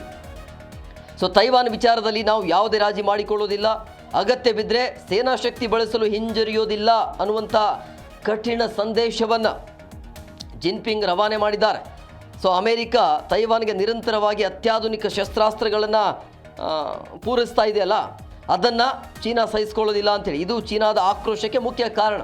ಸೊ ಹಂಗಾಗಿ ಅತ್ಯಾಧುನಿಕ ಶಸ್ತ್ರಾಸ್ತ್ರಗಳನ್ನು ನೀವು ಪೂರೈಕೆ ಮಾಡಿದ್ದೇ ಆದಲ್ಲಿ ಯುದ್ಧ ಮಾಡಬಹುದು ಅಂತ ನೇರ ಎಚ್ಚರಿಕೆಯನ್ನು ಕೊಟ್ಟಿದೆ. ಸೊ ಟ್ರಂಪ್ ಆಡಳಿತವು ತೈವಾನ್ಗೆ ನೀಡ್ತಾ ಇರುವಂತಹ ಈ ಭದ್ರತಾ ಬೆಂಬಲವನ್ನು ನಿಲ್ಲಿಸದಿದ್ದರೆ ಅದು ನೇರ ಸಂಘರ್ಷಕ್ಕೆ ದಾರಿ ಮಾಡಿಕೊಡುತ್ತೆ ಅನ್ನೋದು ಚೀನಾದ ವಾದ ಇದು. ಸೊ ಹಂಗಾಗಿ ಇನ್ನು ಮೇಲೆ ಆದರೂ ಅಮೆರಿಕ ಏನು ಮಾಡುತ್ತೋ ಗೊತ್ತಿಲ್ಲ. ಒಟ್ಟಿನಲ್ಲಿ ನೇರ ಎಚ್ಚರಿಕೆ ಅಂತ ಬಂದಾಗ ಮತ್ತೆ ಅಮೆರಿಕ, ಇರಾನ್, ಇದು ಚೀನಾ ನಡುವೆ ಏನಾದರೂ ಮತ್ತೆ ಯುದ್ಧ ಆರಂಭ ಆಗತ್ತಾ ಅನ್ನುವಂಥ ಚರ್ಚೆ. ಅದನ್ನು ಶಮನ ಮಾಡೋದಕ್ಕೆ ಅಮೆರಿಕ ಅಧ್ಯಕ್ಷ ಡೊನಾಲ್ಡ್ ಟ್ರಂಪ್ ಅವರು ಕೂಡ ಚೀನಾಕ್ಕೆ ಹೋಗಿದ್ರು. ಬಟ್ ಯಾವುದೇ ಯೂಸ್ ಇಲ್ಲ ಅನ್ನೋ ರೀತಿಯಲ್ಲಿ, ಅಂದರೆ ಸರಿಯಾದ ರೀತಿಯಲ್ಲಿ ಅವರಿಗೆ ರೆಸ್ಪೆಕ್ಟ್ ಸಿಕ್ಕಿಲ್ಲ. ಒಬ್ಬ ದೇಶದ ನಾಯಕನನ್ನು ನೋಡಿಕೊಳ್ಳುವ ರೀತಿ ಸರಿಯಿಲ್ಲ ಅನ್ನೋದು ಈಗ ಚರ್ಚೆ ಆಗ್ತಾ ಇದೆ. ನೋಡಿ, ಇನ್ನು ಪ್ರಮುಖವಾಗಿ ಟ್ರಂಪ್ಗೆ ಚೀನಾ ಕಡೆಯಿಂದ ಈ ರೀತಿಯ ಓಪನ್ ಟಾಕ್ ಅಂತೂ ಬಂದಿದೆ. ಯಾಕೆ ಅಂತ ಹೇಳಿದ್ರೆ ಏನಿದ್ರು, ಯಾಕಂದರೆ ಈಗ ಅಮೆರಿಕ ಚೀನಾ ಅಂತ ಬಂದಾಗ 2 ಪ್ರಬಲ ರಾಷ್ಟ್ರಗಳು, ಹೆದರುವಂಥ ಅವಶ್ಯಕತೆಯೇ ಇಲ್ಲ ಚೀನಾಕ್ಕಾಗಿರಲಿ ಅಥವಾ ಅಮೆರಿಕ ಆಗಿರಲಿ. ಹಾಗಾಗಿ ಏನಿದ್ರು ಕೂಡ ಅದನ್ನು ನೇರವಾಗಿ 2 ದೇಶಗಳು ಮಾತಾಡಿಕೊಂಡಿರುವಂಥದ್ದು. ಸೊ ಹಂಗಾಗಿ ಬೀಜಿಂಗ್ನ ಗ್ರೇಟ್ ಹಾಲ್ ಆಫ್ ದಿ ಪೀಪಲ್ನಲ್ಲಿ ನಡೆದಿರುವಂಥ ಈ ದ್ವಿಪಕ್ಷೀಯ ಶೃಂಗಸಭೆಯಲ್ಲಿ ಮಾತನಾಡಿರುವಂಥ ಈ ಅಧ್ಯಕ್ಷರು ಏನಿದ್ದಾರಲ್ಲ, ಸೊ ತೈವಾನ್ ವಿಚಾರದ ಬಗ್ಗೆ ಮಾತನಾಡಿದರು. ಅಂದರೆ ಚೀನಾದ ಅಧ್ಯಕ್ಷರು ಜಿನ್ಪಿಂಗ್. ಸೊ ತೈವಾನ್ ವಿಷಯವು ಅಮೆರಿಕ ಚೀನಾ ಸಂಬಂಧಗಳಲ್ಲಿ ಅತ್ಯಂತ ಸೂಕ್ಷ್ಮ ಮತ್ತು ಪ್ರಮುಖವಾದದ್ದು ಅಂತ ಹೇಳಿದರು. ತಪ್ಪಾಗಿ ನಿರ್ವಹಿಸಿದರೆ 2 ರಾಷ್ಟ್ರಗಳ ನಡುವೆ ಸಂಘರ್ಷಕ್ಕೆ ಕಾರಣ ಆಗಬಹುದು ಅಥವಾ ಸಂಘರ್ಷಕ್ಕೆ ಬರಬಹುದು ಅನ್ನುವಂತಹ ಮುನ್ಸೂಚನೆ, ನೇರ ಎಚ್ಚರಿಕೆ ಇದೆ. ಇಡೀ ಚೀನಾ ಅಮೆರಿಕ ಸಂಬಂಧವನ್ನು ಅತ್ಯಂತ ಅಪಾಯಕಾರಿ ಪರಿಸ್ಥಿತಿಗೆ ತಳ್ಳಬಹುದು ಅಂತೇಳಿ ಕಿ ಜಿನ್ಪಿಂಗ್ ಈ ರೀತಿಯಾಗಿ ಎಚ್ಚರಿಕೆಯನ್ನು ಕೊಟ್ಟಿದ್ದಾರೆ. ಸೊ ತೈವಾನ್ನ ಸ್ವಾತಂತ್ರ್ಯ ಮತ್ತು ತೈವಾನ್ ಜಲಸಂಧಿಯಲ್ಲಿನ ಶಾಂತಿ ಇವೆರಡು ಬೆಂಕಿ ಮತ್ತು ನೀರು ಇದ್ದಂತೆ ಎಂದಿಗೂ ಜೊತೆಯಾಗಿರಲು ಸಾಧ್ಯವಿಲ್ಲ ಅಂತ ಅಮೆರಿಕ ತೈವಾನ್ಗೆ ನೀಡ್ತಾ ಇರುವಂಥ $1 ಬಿಲಿಯನ್ ಮೌಲ್ಯದ ಶಸ್ತ್ರಾಸ್ತ್ರ ಒಪ್ಪಂದಗಳನ್ನು ನಿಲ್ಲಿಸಬೇಕು ಮತ್ತು ಚೀನಾದ ಆಂತರಿಕ ವಿಷಯಗಳಲ್ಲಿ ಹಸ್ತಕ್ಷೇಪವನ್ನು ಮಾಡಬಾರದು ಅನ್ನುವಂಥ ಚೀನಾ ಕಡೆಯಿಂದ ಬಂದಿರುವಂಥ ನೇರ ಖಡಕ್ ಎಚ್ಚರಿಕೆ ಇದು. ಸೊ ಈಗ ಇರುವಂಥ ಚರ್ಚೆ ಅಥವಾ ಪ್ರಶ್ನೆ ಏನು ಅಂತ ಹೇಳಿದ್ರೆ, ನೇರವಾಗಿ ಎಚ್ಚರಿಕೆ ಕೊಡ್ತಾ ಇರುವಂಥ ಚೀನಾ ಅಮೆರಿಕಗೆ ನೇರವಾಗಿ ಎಚ್ಚರಿಕೆ ಕೊಡ್ತಾ ಇದ್ದಾರೆ. ಇದೆಲ್ಲ ಬೇಕಿತ್ತಾ? ಅಮೆರಿಕ ಅಧ್ಯಕ್ಷ ಡೊನಾಲ್ಡ್ ಟ್ರಂಪ್ ನಗೆ ಪಾಟಲಿಗೆ ಒಳಗಾಕಿದ್ದಾರೆ. ಈ ರೀತಿಯಾಗಿ ಮರ್ಯಾದೆ ಇಲ್ಲದೆ ಆ ದೇಶಕ್ಕೆ ಹೋಗಬೇಕಿತ್ತಾ, ಇದೆಲ್ಲ ಬೇಕಿತ್ತಾ ಅನ್ನುವಂಥ ಚರ್ಚೆ ಈಗ. ಟ್ರಂಪ್ಗೆ ಇಷ್ಟೆಲ್ಲ ಅವಮಾನ ಯಾಕೆ, ಇದೆಲ್ಲ ಬೇಕಿತ್ತಾ ಅನ್ನೋದು. ಅಮೆರಿಕದ ಅಧ್ಯಕ್ಷರು ಚೀನಾಕ್ಕೆ ಹೋಗುವಂಥ ಸಂದರ್ಭದಲ್ಲಿ ಅಥವಾ ಹೋಗಿದಾಗ ಅವರಿಗೆ ಸಿಗಬೇಕಾಗಿರುವಂಥ ರಾಜತಾಂತ್ರಿಕ ಗೌರವ ಸಿಗದೇ ಇರೋದು ಮತ್ತು ಅಲ್ಲಿನ ಅಧ್ಯಕ್ಷರು ಬಹಿರಂಗವಾಗಿ ಎಚ್ಚರಿಕೆ ನೀಡೋದು ಇದೆಯಲ್ಲ, ಅಮೆರಿಕದ ಪ್ರತಿಷ್ಠೆಗೆ ಖಂಡಿತ ಅದು ಪೆಟ್ಟು ಬಿದ್ದಿದೆ ಅಂತಲೂ ಕೂಡ ಹೇಳ್ಬೋದು. ರಾಜತಾಂತ್ರಿಕವಾಗಿ ನೋಡಿದ್ರೆ ಚೀನಾ ಟ್ರಂಪ್ಗೆ ನೀಡಿರುವಂಥ ಸ್ವಾಗತ ಮತ್ತು ಎಚ್ಚರಿಕೆ ಖಂಡಿತ ಅಮೆರಿಕಕ್ಕೆ ಮುಜುಗರ ತಂದಿದೆ. ಅದಂತೂ ಸ್ಪಷ್ಟ. ಯಾಕಂದರೆ ವೆಲ್ಕಮ್ ಮಾಡೋದಕ್ಕೆ ಚೀನಾ ಅಧ್ಯಕ್ಷರು ಬರಲಿಲ್ಲ. ಆಮೇಲೆ ಬರ್ತಾ ಇದ್ದಂಗೆ ನೇರವಾಗಿ ಪೋಸ್ಟ್ ಮುಖಾಂತರ ಎಚ್ಚರಿಕೆಯನ್ನು ಕೊಡುವಂಥದ್ದು, ತೈವಾನ್ ವಿಚಾರದಲ್ಲಿ ಮೂಗು ತೂರಿಸುವಂಥ ಕೆಲಸವನ್ನು, ಶಸ್ತ್ರಾಸ್ತ್ರಗಳನ್ನು ಹೆಲ್ಪ್ ಮಾಡುವಂಥ ಕೆಲಸವನ್ನು ಯಾವುದೇ ಕಾರಣಕ್ಕೂ ಮಾಡಬಾರ್ದು, ಅದನ್ನು ಬಿಟ್ಟು ಏನಾದರೂ ಮಾತುಕತೆ ಇದ್ದರೆ ಬನ್ನಿ ಅನ್ನೋ ರೀತಿಯಲ್ಲಿ ಆದರೂ ಕೂಡ ಹೋಗಿದ್ರು ಅಲ್ಲಿ.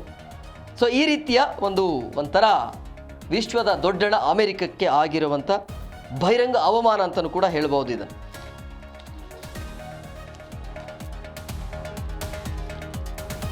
ನೋಡಿ, ಇನ್ನು ಇದರ ಜೊತೆಗೆ ಈಗ ಇರಾನ್ ಅಮೆರಿಕಗೆ ಶಾಕ್ ಮೇಲೆ ಶಾಕ್ ಕೊಡ್ತಾ ಇತ್ತು. ಈಗ ಚೀನಾಗೂ ಕೂಡ ಶಾಕ್ ಕೊಡೋದಕ್ಕೆ ಇರಾನ್ ಮುಂದಾಗಿದೆ. ಯಾವ ರೀತಿಯಾಗಿ ಅಂತ ಹೇಳಿದ್ರೆ, ಹಾರ್ಮುಜ್ ಮುಖಾಂತರ ಅದರ ವಿಸ್ತರಣೆಯನ್ನು ದೊಡ್ಡ ಮಾಡೋಕ್ಕೆ ಈಗ ಇರಾನ್ ಹೊರಟಿದೆ. ಯಾವ ರೀತಿಯಾಗಿ ಅನ್ನೋದನ್ನು ಕೂಡ ಕ್ವಿಕ್ಕಾಗಿ ನೋಡ್ತಾ ಹೋಗಬೇಕಾಗಿದೆ. ಇಷ್ಟು ದಿನ ಅಮೆರಿಕಕ್ಕೆ ಟಕ್ಕರ್ ಕೊಡ್ತಾ ಇರುವಂಥ ಇರಾನ್ ಈಗ ಚೀನಾ ದೇಶಕ್ಕೂ ಕೂಡ ಟಕ್ಕರ್ ಕೊಡೋದಕ್ಕೆ ಮುಂದಾಗಿದೆ. ಹಾರ್ಮುಜ್ ರೀತಿಯಲ್ಲಿ ತನ್ನ ವಶದಲ್ಲೇ ಮತ್ತು ಆ ವೇಗವನ್ನು ವಿಸ್ತರಣೆಯನ್ನು ಮಾಡಬೇಕು, ಅದರ ಭಾಗವನ್ನು ತಮ್ಮ ವಶದಲ್ಲಿ ಪಡಿಬೇಕು ಅನ್ನುವಂಥದ್ದು. ಅಂದರೆ ಆಗ್ನೇಯ ಇರಾನ್ನ ಜಾಸ್ಕ್ ಕರಾವಳಿಯಿಂದ ಗ್ರೇಟರ್ ಟನ್ಬ ದ್ವೀಪಗಳವರೆಗೆ ಭೂಮಿಯ ವಿಸ್ತರಣೆ ಮಾಡಬೇಕು ಅನ್ನುವಂಥ ಲೆಕ್ಕಾಚಾರ ಇದೆಯಂತೆ. ಈ ರೀತಿಯಾಗಿ ಅದನ್ನು ವಿಸ್ತರಣೆ ಮಾಡಿ ನೇರವಾಗಿ ಟಕ್ಕರ್ ಕೊಡೋದಕ್ಕೆ ಯಾರಿಗೆ? ಅಮೆರಿಕ ಅಲ್ಲ, ನೇರವಾಗಿ ಚೀನಾಗೆ. ಸೊ ಹಂಗಾಗಿ ವಿಶ್ವ ತೈಲದ 20% ಸಾಗುವಂತಹ ಸಮುದ್ರ ಮಾರ್ಗವನ್ನು ಇರಾನ್ ಈಗ ವಿಸ್ತರಣೆ ಮಾಡ್ತಾ ಇದೆ, ವಿಸ್ತರಿಸಿದೆ. So Islamic revolutionary guard corps ಆ ಅಧಿಕಾರಿ ಮೊಹಮ್ಮದ್ ಅನ್ನುವಂಥ ಒಬ್ಬ ಅಧಿಕಾರಿ, ಹಾರ್ಮುಜ್ ಜಲಸಂಧಿ ಇನ್ನು ಮುಂದೆ ಕೆಲವು ದ್ವೀಪಗಳಿಗೆ ಸೀಮಿತ ಆಗಿರೋದಿಲ್ಲ, ಆದರೆ ಈಗ ಆಗ್ನೇಯ ಇರಾನ್ನ ಜಾಸ್ಕ್ ಕರಾವಳಿಯಿಂದ ಗ್ರೇಟರ್ ಟನ್ಬ ದ್ವೀಪಗಳವರೆಗೆ ವಿಸ್ತರಣೆ ಆಗತ್ತೆ ಅನ್ನುವಂಥ ಘೋಷಣೆಯನ್ನು ಮಾಡಿಕೊಂಡಿದ್ದಾರೆ. ಜಾಸ್ಕ್ ಅನ್ನುವಂಥದ್ದು ಆ ಬಂದರು ಇದೆಯಲ್ಲ, ಪರ್ಷಿಯನ್ ಕೊಲ್ಲಿಯಿಂದ ಹೊರಗಿರುವಂತಹ ಓಮನ್ ಕೊಲ್ಲಿಯಲ್ಲಿದೆ. ಸೊ ಹಂಗಾಗಿ ಇರಾನ್ ಈ ಪ್ರದೇಶದ ಮೇಲೂ ಕೂಡ ತನ್ನ ಹಕ್ಕನ್ನು ಸ್ಥಾಪಿಸಿದೆ. ಸೊ ಇದರರ್ಥ ಇರಾನ್ ತನ್ನ ನೌಕಾಪಡೆಯ ನಿಯಂತ್ರಣ ಗಡಿಯನ್ನು ಈಗ 106 ಮೈಲುಗಳಷ್ಟು ಮುಂದೆ ವಿಸ್ತರಣೆ ಮಾಡ್ತಾ ಇದೆ. ಸೊ ಅಂತಾರಾಷ್ಟ್ರೀಯ ನಿಯಮಗಳ ಪ್ರಕಾರ ಮುಕ್ತವಾಗಿದ್ದ ಸಮುದ್ರದ ಮಾರ್ಗವನ್ನು ಈಗ ಇರಾನ್ ತನ್ನ ಸ್ವಂತ ಪ್ರದೇಶ ಅಂತೇಳಿ ಘೋಷಣೆ ಮಾಡಿಕೊಂಡಿರೋದು. ಇದು ಚೀನಾಗೆ ತಲೆನೋವಾಗಿರೋದು. ಅಂದರೆ ಹಡಗುಗಳು ಈಗ ಅರೇಬಿಯನ್ ಪರ್ಯಾಯ ದ್ವೀಪವನ್ನು ಸುತ್ತಬೇಕಾಗತ್ತೆ. ಬೀಜಿಂಗ್ ತನ್ನ ತೈಲ ಅಗತ್ಯಗಳನ್ನು 12% ಇರಾನಿಂದ ಮಾತ್ರ ಪಡೆಯುತ್ತೆ. ಸೊ ಹಂಗಾಗಿ ಇರಾನ್ ತೈಲ ಸರಬರಾಜನ್ನು ನಿಲ್ಲಿಸಿದರೆ ಏನಾಗುತ್ತೆ, ಚೀನಾದ ಕಾರ್ಖಾನೆಗಳು ಮುಚ್ಚುವಂತಹ ಸಾಧ್ಯತೆ ಇರುತ್ತೆ. ಸೊ ಇದು ಒಂದು ವಿಚಾರ. ಅಂದರೆ ಯಾವ ರೀತಿಯಾಗಿ ಅವರು ತಿರುಗೇಟನ್ನು ಕೊಡ್ತಾ ಇದ್ರು ಅನ್ನೋದು. ಇನ್ನು 4ನೇದು, ಅಲ್ಲಿ ನಮ್ಮ ದೇಶದ ವಿಚಾರ ಅಂತ ಬಂದಾಗ BJP ಪಶ್ಚಿಮ ಬಂಗಾಳದಲ್ಲಿ BJPನ ಅಧಿಕಾರಕ್ಕೆ ಬಂತಲ್ಲ, ದೊಡ್ಡ ಪ್ಲಾನ್ ಮಾಡಿಕೊಂಡು ಬಂದಿತ್ತು. ಪಶ್ಚಿಮ ಬಂಗಾಳದಲ್ಲಿ BJP ಅಧಿಕಾರಕ್ಕೆ ಬರುವಂಥ ಸಂದರ್ಭದಲ್ಲಿ ಸಹಜವಾಗಿ 3 ಟರ್ಮಲ್ಲಿ ಸತತವಾಗಿ 3 ಬಾರಿ ಅಧಿಕಾರವನ್ನು ಹಿಡಿದಿರುವಂಥ ಮಮತಾ ಬ್ಯಾನರ್ಜಿಯವರ ಅಧಿಕಾರ ಅಂತ ಬಂದಾಗ ಆಡಳಿತ ವಿರೋಧ ಇದ್ದಿದ್ದು ಸಹಜ. ಬಟ್ BJP ಮಾಡಿರುವಂಥ ಪ್ಲಾನ್ ಮತ್ತು ಅವರ ರೂಪುರೇಷೆಗಳು ಸಹಜವಾಗಿ ಅದು ಎಲ್ಲವೂ ಕೂಡ ವರ್ಕೌಟ್ ಆಗಿದೆ. ನಿರೀಕ್ಷೆ ಮಾಡೋಕ್ಕಿಂತ ಹೆಚ್ಚು ಸ್ಥಾನವನ್ನು ಗೆದ್ದಿರುವಂಥ ಹಿನ್ನೆಲೆಯಲ್ಲಿ ಪಶ್ಚಿಮ ಬಂಗಾಳದಲ್ಲಿ ಈಗ ಸಂಪೂರ್ಣವಾಗಿ ಅಧಿಕಾರವನ್ನು ಹಿಡಿದಿರುವಂಥ BJP. ಆದರೆ ಇಲ್ಲಿ ಪಶ್ಚಿಮ ಬಂಗಾಳದಲ್ಲಿ BJP ಅಧಿಕಾರದಲ್ಲಿ ಇರಬಹುದು, ಬಟ್ ಈಗ ಸಮಸ್ಯೆ ಟೆನ್ಷನ್ ಆಗ್ತಾ ಇರೋದು ನಮ್ಮ ನೆರೆಯ ರಾಷ್ಟ್ರಗಳಲ್ಲಿ. ಪಾಕಿಸ್ತಾನಕ್ಕೂ ಕೂಡ ಈಗ ಟೆನ್ಷನ್ ಇದೆ, ಚೀನಾಕ್ಕೂ ಕೂಡ ಟೆನ್ಷನ್ ಇದೆ, ಆಮೇಲೆ ಅಲ್ಲಿ ಬಾಂಗ್ಲಾದೇಶಕ್ಕೂ ಕೂಡ ಟೆನ್ಷನ್ ಇದೆ. ಕಾರಣ ಏನು ಅಂತ ಹೇಳಿದ್ರೆ, ಅಮೆರಿಕದ ಪ್ರಣಾಳಿಕೆಯಲ್ಲಿ ಪ್ರಮುಖ ಪ್ರಣಾಳಿಕೆ ಅಂತ ಬಂದಾಗ ನುಸುಳುಕೋರರಿಗೆ ಅವಕಾಶ ಇಲ್ಲ ಅನ್ನೋದು. ಪಶ್ಚಿಮ ಬಂಗಾಳದಲ್ಲಿ ನುಸುಳುಕೋರರ ಹಾವಳಿ ಜಾಸ್ತಿ ಇದೆ, ಅದನ್ನು ಕಡಿವಾಣ ಹಾಕ್ತೀವಿ ನಾವು ಅಂಥೇಳಿ. ಆಮೇಲೆ SIR ಮುಖಾಂತರ 90 ಲಕ್ಷ ವೋಟರ್ ID ಕಾರ್ಡ್ ಏನಿತ್ತಲ್ಲ ಅದನ್ನು ಕ್ಯಾನ್ಸಲ್ ಮಾಡಿದ್ದು. ಇದೆಲ್ಲವೂ ಕೂಡ ಈಗ ಬೇರೆ ರಾಷ್ಟ್ರಗಳಿಗೆ ಕೂಡ ಆತಂಕ ಶುರುವಾಗ್ತಾ ಇದೆ. ಪ್ರಮುಖವಾಗಿ ಅಲ್ಲಿ ಬೇರೆ ದೇಶಗಳ ಮುಖಾಂತರ ನುಸುಳುಕೋರರು ಏನು ಬರ್ತಿದ್ರಲ್ಲ ಆ ವಿಚಾರವಾಗಿ. ಸೊ ಹಂಗಾಗಿ BJPಯ ಬಂಗಾಳ ಗೆಲುವು ಏನಿದೆಯಲ್ಲ, ಯಾವ ರೀತಿಯಾಗಿ ಗೆಲುವು ಆಯಿತು, ಹೇಗಾಯಿತು, ಯಾವ ರೀತಿ ಪ್ಲಾನ್ ಇತ್ತು ಅನ್ನೋದನ್ನು ಕೂಡ ನಾವು ಕ್ವಿಕ್ ಆಗಿ ನೋಡ್ತಾ ಹೋಗೋಣ. ಯಾವೆಲ್ಲ ಅಂಶಗಳು BJPಗೆ ಪ್ಲಸ್ ಆಯಿತು ಅನ್ನೋದು, BJP ಗೆಲ್ಲೋದಕ್ಕೆ ಯಾವೆಲ್ಲ ಅಂಶಗಳು ಪ್ಲಸ್ ಆಯಿತು ಬಂಗಾಳದಲ್ಲಿ ಅಂತೇಳಿ ಅದನ್ನು ಕೂಡ ಕ್ವಿಕ್ ಆಗಿ ನೋಡ್ತಾ ಹೋಗೋಣ. ಅಂದರೆ ದಶಕಗಳಿಂದ, ಅಂದರೆ 3 ಟರ್ಮಲ್ಲಿ ಮಮತಾ ಬ್ಯಾನರ್ಜಿಯವರ TMC ತೃಣಮೂಲ ಕಾಂಗ್ರೆಸ್ ಅಧಿಕಾರದಲ್ಲಿ ಇರುತ್ತೆ ಅಲ್ಲಿ. ಸೊ ಹಂಗಾಗಿ ಮುಸ್ಲಿಂ ಮತಗಳ ಧ್ರುವೀಕರಣವು ಕೂಡ ಚುನಾವಣಾ ಫಲಿತಾಂಶವನ್ನು ನಿರ್ಧರಿಸುವ ಈ ವೀಟೋ ಶಕ್ತಿ ಕೂಡ ಆಗಿತ್ತು. ಆದರೆ ಈ ಬಾರಿ ಸಾಂಪ್ರದಾಯಿಕ ಮತ ಬ್ಯಾಂಕ್ಗಳು ಛಿದ್ರಗೊಂಡು ಅಭಿವೃದ್ಧಿ ಮತ್ತು ರಾಷ್ಟ್ರೀಯತಾ ಆಧಾರದ ಮೇಲೆ ಮತದಾನ ಕೂಡ ಅಲ್ಲಿ ಆಗಿದೆ. ಮಹಿಳೆಯರು ಮತ್ತು ಯುವ ಮತದಾರರು ಯಾವುದೇ ಜಾತಿ ಧರ್ಮದ ಹಂಗಿಲ್ಲದೆ ಬದಲಾವಣೆಯನ್ನು ಬಯಸ್ತಾ ಇದ್ರು. ಸೊ ಹಂಗಾಗಿ ಬಿಜೆಪಿಗೆ ಅದು ಕೂಡ ಹೆಲ್ಪ್ ಆಯಿತು. ಇನ್ನು ಮಮತಾ ಬ್ಯಾನರ್ಜಿಯವರ ಭದ್ರಕೋಟೆ ಆಗಿರುವಂಥ ಭವಾನಿಪುರ ಮತ್ತು ಇನ್ನೊಂದು ನಂದಿಗ್ರಾಮ ಇದೆಯಲ್ಲ, ಎರಡೂ ಕ್ಷೇತ್ರದಲ್ಲೂ ಕೂಡ ಸುವೇಂದು ಅಧಿಕಾರಿ ಸಾಧಿಸಿರುವಂಥ ಗೆಲುವು ಅದು ಕೂಡ ಪ್ಲಸ್ ಆಗಿದೆ. ಇನ್ನು TMC ಅಧಿಪತ್ಯಕ್ಕೆ ದೊಡ್ಡ ಪೆಟ್ಟು ನೀಡಿತ್ತು ಈ ಒಂದು 2 ಗೆಲುವು. ಈಗ ಬಂಗಾಳದ ಮುಖ್ಯಮಂತ್ರಿಯಾಗಿ ಅಧಿಕಾರ ವಹಿಸಿಕೊಂಡಿರುವುದು ಒಂದು ಹೊಸ ಯುಗದ ಆರಂಭ. ಸೊ ಚುನಾವಣೆಗೂ ಮುನ್ನ ನಡೆದಿರುವಂಥ ಮತದಾರರ ಪಟ್ಟಿಯ ವಿಶೇಷ ಪರಿಷ್ಕರಣೆ ಪ್ರಕ್ರಿಯೆ ಇದೆಯಲ್ಲ, ಸುಮಾರು 27 ಲಕ್ಷಕ್ಕೂ ಹೆಚ್ಚು ಅಕ್ರಮ ಅಥವಾ ಸಂಶಯಾಸ್ಪದ ಹೆಸರುಗಳನ್ನು ಪಟ್ಟಿಯಿಂದ ಕೈಬಿಟ್ಟಿತ್ತು. ಇದು ಕೂಡ BJPಗೆ ಪ್ಲಸ್ ಆಯಿತು. ಇನ್ನು ಚುನಾವಣಾ ಅಕ್ರಮಗಳಿಗೆ ತಡೆ ಒಡ್ಡಿತ್ತು. ಅದರ ಜೊತೆಗೆ ಫಲಿತಾಂಶದ ಮೇಲೆ ನೇರ ಪರಿಣಾಮ ಕೂಡ ಬೀರಿದೆ ಅಂತ ವಿಶ್ಲೇಷಣೆ ಕೂಡ ಮಾಡಲಾಗ್ತಾ ಇದೆ. ಸೊ BJP ತನ್ನ ಪ್ರಚಾರದಲ್ಲಿ ಕೇವಲ ಹಿಂದುತ್ವವನ್ನು ಮಾತ್ರ ಅಲ್ಲದೆ ಇನ್ನೊಂದು ಪ್ರಮುಖ ವಿಚಾರ ಅಂದರೆ ಸೋನಾರ್ ಬಾಂಗ್ಲಾ ಅಂದರೆ ಚಿನ್ನದ ಬಂಗಾಳ ಅನ್ನುವಂಥ ಅಭಿವೃದ್ಧಿಯ ಕನಸನ್ನು ಜನರ ಮುಂದೆ ಇಟ್ಟಿತ್ತು. ಪ್ರಮುಖ ವಿಚಾರ ಏನು ಗೊತ್ತಾ, ಅಲ್ಲಿ ಪಶ್ಚಿಮ ಬಂಗಾಳದಲ್ಲಿ 3 ಟರ್ಮ್ ಅಂದರೆ ಸತತವಾಗಿ 3 ಬಾರಿ ಆಡಳಿತದಲ್ಲಿರುವಂಥ ಹಿನ್ನೆಲೆಯಲ್ಲಿ ಹಿಂಸಾಚಾರ ಆಗಿರಬಹುದು, ಆಮೇಲೆ ಆಡಳಿತ ವಿರೋಧಿ ಅಲೆ ಇತ್ತು, ಹೊಸ ಮುಖ ನೋಡಬೇಕು ಅನ್ನೋಂಥ ಇತ್ತು, ಅದು ಒಂದು ಪ್ಲಸ್ ಆಗಿದ್ದು. ಆಮೇಲೆ ನುಸುಳುಕೋರರಿಗೆ ಕಡಿವಾಣ ಹಾಕ್ತೀವಿ ಅನ್ನೋಂಥ ಪ್ರಣಾಳಿಕೆಯಲ್ಲಿ ಇತ್ತು. ಇದೆಲ್ಲವೂ ಕೂಡ BJPಗೆ ಪ್ಲಸ್ ಆಯಿತು, ನೇರ ಲಾಭ BJPಗೆ ಆಯಿತು. ಹಾಗಾಗಿ ಈ ರೀತಿಯಾಗಿ ಭರ್ಜರಿಯಾಗಿ ಗೆಲುವನ್ನು ಸಾಧಿಸೋದಕ್ಕೆ ಸಾಧ್ಯ ಆಯಿತು ಅಲ್ಲಿ BJPಗೆ. ಸೊ ಹಂಗಾಗಿ ಬಂಗಾಳದಲ್ಲಿ BJP ಅಂತೂ ಭರ್ಜರಿಯಾಗಿ ನಿರೀಕ್ಷೆ ಮಾಡೋದಕ್ಕಿಂತ ಹೆಚ್ಚಾಗಿ ಸ್ಥಾನವನ್ನು ಪಡೆದಿರುವಂಥ ಭರ್ಜರಿ ಗೆಲುವು ಕೇಂದ್ರ ಮತ್ತು ರಾಜ್ಯದಲ್ಲೂ ಕೂಡ ಈಗ ಅದೇ ಆಡಳಿತ ಇದೆ. ಆದರೆ 4 ದೇಶಗಳಿಗೆ ಡವಡವ ಶುರುವಾಗಿದೆ. ಯಾವ ಕಾರಣಕ್ಕಾಗಿ? ಪಶ್ಚಿಮ ಬಂಗಾಳದಲ್ಲಿ BJP ಅಧಿಕಾರಕ್ಕೆ ಬಂದರೆ ಬೇರೆ ದೇಶಕ್ಕೆ ಯಾಕೆ ಡವಡವ ಶುರುವಾಗತ್ತೆ, ಯಾಕೆ ಆತಂಕ ಅಂತಲೂ ಕೂಡ ನಿಮಗೆ ಯಕ್ಷ ಪ್ರಶ್ನೆ ಇರಬಹುದು. ಅದಕ್ಕೂ ಕೂಡ ಕಾರಣ ಇದೆ. ಯಾವ ಕಾರಣಕ್ಕಾಗಿ ಈ ರೀತಿ ಬೇರೆ ಬೇರೆ ದೇಶಗಳಿಗೆ ಆತಂಕ ಶುರು ಆಗತ್ತೆ ಅಂತೇಳಿ ನೋಡಿ. ಪಶ್ಚಿಮ ಬಂಗಾಳದಲ್ಲಿ BJPಗೆ ಏನು ಗೆಲುವಾಗಿದೆಯಲ್ಲ, ಬಾಂಗ್ಲಾದೇಶ, ಚೀನಾ, ಪಾಕಿಸ್ತಾನ ಮತ್ತು ಅಮೆರಿಕದಲ್ಲಿ ಈಗ ಭಾರಿ ಚರ್ಚೆ ಆಗ್ತಾ ಇದೆ ಅಂತೆ.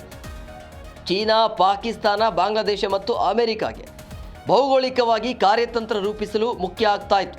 ಸೊ BJP ಗೆದ್ದಿದೆ ಮತ್ತು ಅಂತಾರಾಷ್ಟ್ರೀಯ ಗಡಿಯ ವಿಚಾರದಲ್ಲಿ ರಾಜಿ ಇಲ್ಲ ಅನ್ನುವಂಥ ಪ್ರಣಾಳಿಕೆ ಏನಿತ್ತಲ್ಲ BJPಯದು, ಸೊ ಅಕ್ರಮ ನುಸುಳುಕೋರರನ್ನು ಹೊರ ಇಡುವ ಕೆಲಸವನ್ನು BJP ಈಗಾಗಲೇ ಶುರು ಮಾಡಿಕೊಂಡಿದೆ. ಸೊ BJP ಸರ್ಕಾರ ಬಂಗಾಳದಲ್ಲಿ ಅಧಿಕಾರಕ್ಕೆ ಬಂದ ದಿನದಿಂದ ನುಸುಳುಕೋರರು ಈಗ ಜಾಗ ಖಾಲಿ ಮಾಡೋದಕ್ಕೆ ಆರಂಭವನ್ನು ಮಾಡಿಕೊಂಡಿದ್ದಾರೆ.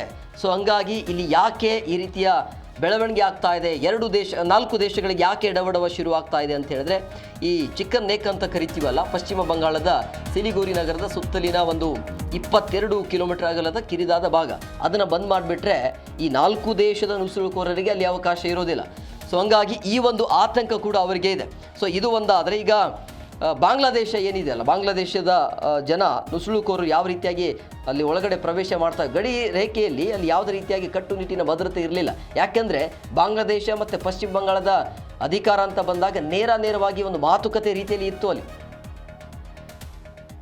ಸೊ ಹಂಗಾಗಿ ಈ ಚಿಕನ್ ನೆಕ್ ಅಂತ ಕರಿತೀವಲ್ಲ, ಇದು ಬಹಳ ಇಂಪಾರ್ಟೆಂಟ್ ಆಗುತ್ತೆ. ಈ ಚಿಕನ್ ನೆಕ್ ಅನ್ನುವಂಥದ್ದು ಕಾರಿಡಾರ್ ಇದೆಯಲ್ಲ, 4 ದೇಶಕ್ಕೆ ಇದು ಎಫೆಕ್ಟ್ ಇರ್ತಾ ಇರುವಂಥ. ಯಾಕಂದರೆ ಕೇವಲ 22 ಕಿಲೋಮೀಟರ್ ಇರುವಂಥ ಕಿರಿದಾದ ಒಂದು ಜಾಗ ಅದು. ಸೊ 22 ಕಿಲೋಮೀಟರ್ ಅಷ್ಟೇ ಇದೆ. ಆ ಒಂದು ಕಿರಿದಾದ ಭೂಭಾಗ ಇದೆಯಲ್ಲ, ಆ ಭೂಭಾಗದ ಮುಖಾಂತರ ನುಸುಳುಕೋರರು ಒಳಗಡೆ ಬರ್ತಾ ಇದ್ರು. ಸೊ ಈಗ ಯಾಕೆ ಮಹತ್ವ ಅಂದರೆ, ಇದರ ಮಹತ್ವ ಏನಿದೆ ಅಂದರೆ, ಈ 5 ರಾಜ್ಯಗಳು ಏನಿದಾವಲ್ಲ, ಅರುಣಾಚಲ್ ಪ್ರದೇಶ ಆಗಿರ್ಬೋದು, ಅಸ್ಸಾಂ, ಮಣಿಪುರ, ಮೇಘಾಲಯ, ಮಿಜೋರಾಂ, ನಾಗಾಲ್ಯಾಂಡ್, ತ್ರಿಪುರ ಮತ್ತು ಸಿಕ್ಕಿಂ ಭಾರತದ ಮುಖ್ಯ ಭಾಗದೊಂದಿಗೆ ಬೆಸೆಯುವಂಥ ಏಕೈಕ ಭೂಮಾರ್ಗ ಇದು, ಚಿಕನ್ ನೆಕ್ ಅಂತ ಕರಿತೀವಿ. ಅಂದರೆ ಪಶ್ಚಿಮ ಬಂಗಾಳದಲ್ಲಿರುವಂಥ ಸಿಲಿಗುರಿ ಇದು. ಆ ಸಿಲಿಗುರಿ ನಗರದ ಸುತ್ತಲಿನೇ ಇರುವಂಥ 22 ಕಿಲೋಮೀಟರ್ ಅಗಲದ ಕಿರಿದಾದ ಭೂಭಾಗ ಇದೆಯಲ್ಲ, ಅದು ಆ ಭೂಭಾಗದ ಮುಖಾಂತರ ನುಸುಳುಕೋರರ ಹಾವಳಿಯಲ್ಲಿ ಜಾಸ್ತಿ ಆಗ್ತಾ ಇತ್ತು. ಸೊ ಹಂಗಾಗಿ ಅವರಿಗೆ ನುಸುಳುಕೋರರಿಗೆ ಬರೋದಕ್ಕೆ ಅವಕಾಶ ಆಗ್ತಾ ಇತ್ತು. ಇನ್ನು ಮೇಲೆ ಅದಕ್ಕೆ ಅವಕಾಶ ಇಲ್ಲ. ಅಂದರೆ ಈ ಚಿಕನ್ ನೆಕ್ ಕಾರಿಡಾರ್ ಮೇಲೆ ಇನ್ನು ಮೇಲೆ ಹಿಡಿತ ಸಾಧಿಸುತ್ತೆ ಬಿಜೆಪಿ ಅಥವಾ ಪಶ್ಚಿಮ ಬಂಗಾಳ. ಸೊ ಸಿಲಿಗುರಿ ಕಾರಿಡಾರ್ ಭಾರತದ ಈಶಾನ್ಯ ರಾಜ್ಯಗಳನ್ನು ಸಂಪರ್ಕಿಸುವಂತಹ ಅತ್ಯಂತ ಆಯಕಟ್ಟಿನ ಜಾಗ ಅದು. ಸೊ ಚೀನಾವು ಈ ಭಾಗದಲ್ಲಿ ಅಸ್ಥಿರತೆಯನ್ನು ಉಂಟು ಮಾಡಲು ಪರೋಕ್ಷವಾಗಿ ಪ್ರಯತ್ನ ಮಾಡ್ತಾ ಇತ್ತು ಅನ್ನುವಂಥ ವರದಿ ಇತ್ತು. ಸೊ ಈಗ ನೇರವಾಗಿ ಭಾರತ ಮತ್ತು ಪಶ್ಚಿಮ ಬಂಗಾಳ ಬಿಜೆಪಿಯ ಅಧಿಕಾರ ಏನಿದೆಯಲ್ಲ ಅದನ್ನು ಕಡಿವಾಣ ಹಾಕಬೇಕು, ಅಲ್ಲಿ ಭದ್ರತೆಯನ್ನು ಒದಗಿಸಬೇಕು ಅನ್ನುವಂಥ ವಿಚಾರ. ಇನ್ನು ಪಶ್ಚಿಮ ಬಂಗಾಳದಲ್ಲಿ ಬಿಜೆಪಿ ಅಧಿಕಾರಕ್ಕೆ ಬರ್ತಾ ಇದ್ದಂಗೆ ಈಗ ಪಾಕಿಸ್ತಾನ ಮತ್ತು ನೇಪಾಳದಲ್ಲೂ ಕೂಡ ನಡುಕ ಶುರುವಾಗಿದೆ. ಯಾವ ರೀತಿಯಾಗಿ ಅನ್ನೋದನ್ನು ಕೂಡ ಕ್ವಿಕ್ ಆಗಿ ನೋಡ್ತಾ ಹೋಗೋಣ. ಭಾರತದ ಪಶ್ಚಿಮ ಗಡಿಯಲ್ಲಿ ವಿಫಲರಾಗಿರುವಂಥ ಪಾಕಿಸ್ತಾನ ಏನು ಮಾಡ್ತಿತ್ತು, ಬಂಗಾಳದ ಮೂಲಕ ಭಾರತದ ಒಳಗಡೆ ಇವರು ಅಶಾಂತಿಯನ್ನು ಹರಡಲು ದಶಕಗಳಿಂದ ಸಂಚು ಹೂಡ್ತಾ ಇತ್ತು. ಸೊ ಹಂಗಾಗಿ ಬಂಗಾಳದ ಕೆಲವು ಗಡಿ ಜಿಲ್ಲೆಗಳು ಉಗ್ರಗಾಮಿಗಳಿಗೆ ಸುರಕ್ಷಿತ ತಾಣ ಆಗಿತ್ತು. ಈಗಿನ ಬಿಗುವಿನ ಆಡಳಿತದಿಂದಾಗಿ ಏನಾಗುತ್ತೆ, ಪಾಕಿಸ್ತಾನ ಪ್ರಾಯೋಜಿತ ಭಯೋತ್ಪಾದನಾ ಜಾಲ ಮತ್ತು ನಕಲಿ ನೋಟು ದಂಧೆ ಈಗ ಸಂಪೂರ್ಣವಾಗಿ ಧೂಳಿಪಟ ಆಗುವ ಆತಂಕ ಈಗ ಪಾಕಿಸ್ತಾನಕ್ಕೆ ಇದೆ. ಸೊ ಹಂಗಾಗಿ ಪಾಕಿಸ್ತಾನಕ್ಕೆ ಇದು ಆತಂಕ. ಇನ್ನು ನೇಪಾಳ ಮತ್ತು ಭಾರತದ ಮುಕ್ತ ಗಡಿಯ ಲಾಭ ಪಡೆದು ಬಂಗಾಳದ ಮೂಲಕ ನಡೀತಾ ಇದ್ದ ಈ ಮಾದಕ ದ್ರವ್ಯ ಮತ್ತು ಮಾನವ ಕಳ್ಳ ಸಾಗಣೆ ಜಾಲಕ್ಕೆ ಈಗ ಸಂಕಷ್ಟ ಎದುರಾಗುತ್ತೆ. ಸೊ ನೇಪಾಳದ ಗಡಿ ಭಾಗದಲ್ಲಿ ನಡೀತಾ ಇದ್ದ ಈ ಅಕ್ರಮ ಚಟುವಟಿಕೆಗಳಿಗೆ ರಾಜಕೀಯ ಆಶ್ರಯ ಸಿಗೋದು ನಿಲ್ಲುವುದರಿಂದ ಈ ದಂಧೆಯ ಹಿಂದಿರುವಂಥ ಅಂತಾರಾಷ್ಟ್ರೀಯ ಮಾಫಿಯಾಗಳಿಗೆ ಅಂತೂ ಈಗ ನಡುಕ ಶುರುವಾಗಿದೆ. ಹಾಗಾಗಿ ಒಂದು ಪಶ್ಚಿಮ ಬಂಗಾಳದಲ್ಲಿ ಬಿಜೆಪಿಯ ಅಧಿಕಾರ ಇದೆಯಲ್ಲ, ಎಷ್ಟು ದೇಶಕ್ಕೆ ಇದು ಎಫೆಕ್ಟ್ ಆಗತ್ತೆ ಅನ್ನುವಂಥ ವಿಚಾರ.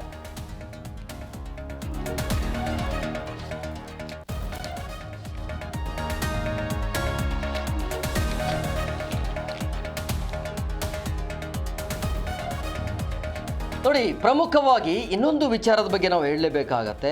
ಪಶ್ಚಿಮ ಬಂಗಾಳದಲ್ಲಿ ಇಲ್ಲಿ ಬಿಜೆಪಿ ಅಧಿಕಾರಕ್ಕೆ ಬರ್ತಾ ಇದ್ದಂಗೆ ಆ ಬಾಂಗ್ಲಾ ಮುಖಾಂತರ ನುಸುಳುಕೋರರು ಯಾರೆಲ್ಲ ಬರ್ತಿದ್ರಲ್ಲ, ಸೊ ಅವರಿಗೆ ಕಡಿವಾಣ ಹಾಕೋದಕ್ಕೆ ಈಗಾಗಲೇ ತಯಾರಿ ಶುರುವಾಗಿದೆ ಬಿಜೆಪಿಯ ಆಡಳಿತ ಅವಧಿಯಲ್ಲಿ. ನೀವು ಏನೇ ಮಾಡಿದರೂ ಕೂಡ ಇನ್ನು ಮೇಲೆ ಬಾಂಗ್ಲಾ ಮುಖಾಂತರ ನುಸುಳುಕೋರರು ಬರೋದಕ್ಕೆ ಅವಕಾಶನೇ ಇಲ್ಲ ಅಲ್ಲಿ. ಸೊ ಬಂಗಾಳದ ಗಡಿಯಲ್ಲಿ ಅತಿ ಹೆಚ್ಚು ಹಂಚಿಕೊಂಡಿರುವಂಥ ಬಾಂಗ್ಲಾದೇಶಕ್ಕೆ ಈಗ ದೊಡ್ಡ ಆತಂಕ ಎದುರಾಗಿದೆ. ಈವರೆಗೆ ಗಡಿ ಭಾಗಗಳಲ್ಲಿ ನಡೆಯುತ್ತಿದ್ದ ಅಕ್ರಮ ವಲಸೆಗೆ ಈಗ ಡಬಲ್ ಎಂಜಿನ್ ಸರ್ಕಾರ ಇದೆಯಲ್ಲ, ಆ ಸರ್ಕಾರದ ಕಟ್ಟುನಿಟ್ಟಿನ ಕ್ರಮಗಳಿಂದ ಇದಕ್ಕೇನಾಗುತ್ತೆ, ಬ್ರೇಕ್ ಬೀಳುತ್ತೆ. ಸೊ ಮತದಾರರ ಪಟ್ಟಿಯಿಂದ ಸುಮಾರು 27 ಲಕ್ಷ ಸಂಶಯಾಸ್ಪದ ಹೆಸರುಗಳನ್ನು ಕೈಬಿಟ್ಟಿರೋದು ಮತ್ತು ಮುಂದಿನ ದಿನಗಳಲ್ಲಿ ನಡೆಯಬಹುದಾದ ಪೌರತ್ವ ತಪಾಸಣೆಯು ಬಾಂಗ್ಲಾದೇಶಕ್ಕೆ ಜನಸಂಖ್ಯೆಯ ಹೊರೆ ಬೀಳುವಂತೆ ಮಾಡುವಂಥದ್ದು, ಆ ರೀತಿಯ ಭಯ ಶುರುವಾಗಿದೆ.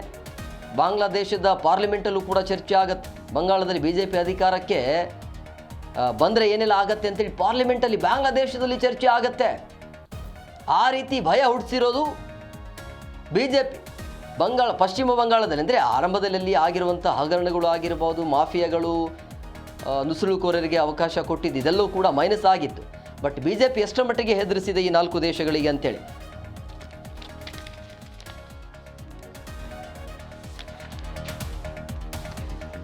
ಪ್ರಮುಖವಾಗಿ ಭಾರತ ಚೀನಾ ದೋಸ್ತಿ ಇದೆಯಲ್ಲ, ಇದು ಬಾಂಗ್ಲಾ ಚೀನಾ ದೋಸ್ತಿ, ಭಾರತ ಚೀನಾ ಅಲ್ಲ, ಬಾಂಗ್ಲಾ ಮತ್ತು ಚೀನಾದು ಭಾರತಕ್ಕೆ ಸಂಕಷ್ಟ ಎದುರಾಗುವಂಥ ಸಾಧ್ಯತೆ ಇದೆ ಅಂತ ಹೇಳಲಾಗ್ತಾ ಇದೆ. ಯಾವ ರೀತಿಯಾಗಿದೆ ಅಂದರೆ, ಬಾಂಗ್ಲಾ ಮುಖಾಂತರ ಚೀನಾ ಈ ಕಡೆ ಬರೋದಕ್ಕೆ ಏನಾದರೂ ಪ್ರಯತ್ನ ಮಾಡ್ತಾ ಇದೆ ಅನ್ನುವಂಥ ಆತಂಕ ಈಗ. ಬಾಂಗ್ಲಾದೇಶದ ಮೂಲಸೌಕರ್ಯ ಯೋಜನೆಗಳಲ್ಲಿ ಹೂಡಿಕೆ ಮಾಡ್ತಾ ಇರುವಂಥ ಚೀನಾ ಈಗ ಮತ್ತೊಂದು ಹೆಜ್ಜೆಯನ್ನು ಮುಂದಕ್ಕೆ ಇಟ್ಟಿರುವಂಥದ್ದು. ಅಂದರೆ ಚೀನಾದ ಈ ತೀಸ್ತಾ ನದಿ ನಿರ್ವಹಣಾ ಯೋಜನೆಯಲ್ಲಿ ಆ ಚೀನಾ ಕಡೆಯಿಂದ ಹೆಚ್ಚು ಆಸಕ್ತಿ ಇದೆ ಅನ್ನೋದು ಸ್ಪಷ್ಟವಾಗಿ ಗೊತ್ತಾಗ್ತಾ ಇದೆ. ಸೊ ಹಂಗಾಗಿ ಅವರು ಹೆಚ್ಚು ಆಸಕ್ತಿಯನ್ನು ತೋರಿಸ್ತಾ ಇರುವಂಥ ಹಿನ್ನೆಲೆಯಲ್ಲಿ ಅದರ ಜೊತೆಗೆ ಹೂಡಿಕೆ ಮಾಡಲು ಮುಂದಾಗ್ತಿರೋದು ಭಾರತದ ಪಾಲಿಗೆ ಇದು ಭದ್ರತಾ ಮತ್ತು ರಾಜತಾಂತ್ರಿಕ ದೃಷ್ಟಿಯಿಂದ ಅತ್ಯಂತ ಸೂಕ್ಷ್ಮ ವಿಚಾರ ಮತ್ತು ವಿಷಯ ಇದು. ಬಾಂಗ್ಲಾದೇಶದ ಮೂಲಕ ಭಾರತದ ಗಡಿಯ ಸಮೀಪಕ್ಕೆ ಚೀನಾ ಕಾಲಿಡ್ತಿರೋದು ಹಲವು ಆತಂಕಗಳಿಗೆ ಕಾರಣ ಆಗಿದೆ. ಮುಖ್ಯವಾಗಿ ಈ ಸಿಲಿಗುರಿ ಕಾರಿಡಾರ್ ಭಾರತದ ಪಾಲಿಗೆ ನಿರ್ಣಾಯಕವಾದ ಆಯಕಟ್ಟಿನ ಸ್ಥಳ ಅದು. ಕೇವಲ 20ರಿಂದ 22 ಕಿಲೋಮೀಟರ್ ಅಗಲ ಇರುವಂಥ ಈ ಭೂಭಾಗ ಭಾರತದ 7 ರಾಜ್ಯಗಳನ್ನು ಉಳಿದಿರುವಂಥ ಭಾರತದೊಂದಿಗೆ ಸಂಪರ್ಕ ಮಾಡುತ್ತೆ. ಈ ತೀಸ್ತಾ ನದಿ ಯೋಜನೆ ಭಾರತದ ಗಡಿಯಿಂದ ಕೇವಲ 100 ಕಿಲೋಮೀಟರ್ ದೂರದಲ್ಲಿದೆ. ಸೊ ಇಲ್ಲಿ ಚೀನಾದ ಇಂಜಿನಿಯರ್ಗಳು ಮತ್ತು ತಂತ್ರಜ್ಞರ ಉಪಸ್ಥಿತಿ ಭಾರತದ ಈ ಚಿಕ್ಕ ನೆಕ್ ಪ್ರದೇಶದ ಮೇಲೆ ನೇರವಾಗಿ ಅವರು ನಿಗಾ ಇಡೋದಕ್ಕೆ ಅವಕಾಶವನ್ನು ಮಾಡಿಕೊಡುತ್ತೆ ಅನ್ನುವಂಥ ವಿಚಾರ. ಸೊ ಹಂಗಾಗಿ ಯುದ್ಧ ಅಥವಾ ಸಂಘರ್ಷದ ಸಮಯದಲ್ಲಿ ಚೀನಾ ಈ ಕಾರಿಡಾರನ್ನು ಗುರಿಯಾಗಿಸಿಕೊಂಡು ಈಶಾನ್ಯ ಭಾರತದ ಸಂಪರ್ಕವನ್ನು ಕಡಿತಗೊಳಿಸುವ ಕುತಂತ್ರವನ್ನು ಚೀನಾ ಮಾಡ್ತಾ ಇದೆಯಾ ಅನ್ನುವಂಥ ಭಾರತಕ್ಕೆ ಒಂಥರ ದೊಡ್ಡ ಆತಂಕ ಇತ್ತು. ಅಂದರೆ ಸೊ ಬಾಂಗ್ಲಾದೇಶಕ್ಕೆ ಈ ರೀತಿಯಾಗಿ ಆತಂಕ ಎದುರಾಗ್ತಾ ಇರುವಂಥದ್ದು.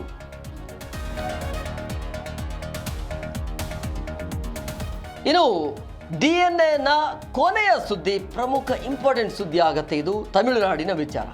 TMK ಅಂತೂ ಇಂತೂ ಸ್ಪಷ್ಟ ಬಹುಮತ ಪಡೆದು ಸರ್ಕಾರ ಏನು ರಚನೆ ಆಯಿತು. ಸರ್ಕಾರ ರಚನೆ ಆಗ್ತಾ ಇದ್ದಂಗೆ ಈಗ TMKಯ ಬೆಂಬಲ ಅಂತೂ ಡಬಲ್ ಆಗ್ತಾ ಇದೆ. 120 ಇದ್ದಿದ್ದು ಆಲ್ಮೋಸ್ಟ್ ಅಲ್ಲಿ 150ಕ್ಕೆ ಆಗ್ತಾ ಇದೆ. AIADMKಯಿಂದ 25 ಶಾಸಕರು ಜಂಪ್ ಆಗಿದ್ದಾರೆ TMKಗೆ. ಸೊ ಯಾವಾಗ AIADMKಯಿಂದ ಈ ಶಾಸಕರು ಜಂಪ್ ಆಗಿದ್ರಲ್ಲ, ಈಗ AIADMK ನೇರವಾಗಿ ಆ ಶಾಸಕರ ವಿರುದ್ಧ ಕ್ರಮವನ್ನು ತೆಗೆದುಕೊಳ್ಳೋದಕ್ಕೆ ಮುಂದಾಗಿದೆ. ಅಂದರೆ ವಿಪ್ ಜಾರಿ ಇದ್ರೂ ಕೂಡ ಆ ಶಾಸಕರು TMKಗೆ ಬೆಂಬಲವನ್ನು ಕೊಟ್ಟಿದ್ರು. ಹಂಗಾಗಿ ಶಾಸಕ ಸ್ಥಾನವನ್ನು ಕಳೆದುಕೊಳ್ಳುವಂಥ ಆತಂಕ ಈಗ ಶಾಸಕರಲ್ಲೂ ಕೂಡ ಇರುತ್ತೆ. ಭಾಳ ಇಂಟ್ರೆಸ್ಟಿಂಗ್ ಸ್ಟೋರಿ ಇರೋದು. ಯಾವ ರೀತಿ ಆಗತ್ತೆ ಇದು, ಒಂದು ವೇಳೆ ಶಾಸಕರು ಏನಾದರೂ ಹೋಗಿದ್ದೇ ಆದಲ್ಲಿ ಮತ್ತೆ ಉಪಚುನಾವಣೆ ಆಗತ್ತಾ ಇಲ್ಲ ಅನ್ನುವಂಥ ಆತಂಕ ಸಹಜವಾಗಿ ಇದೆ.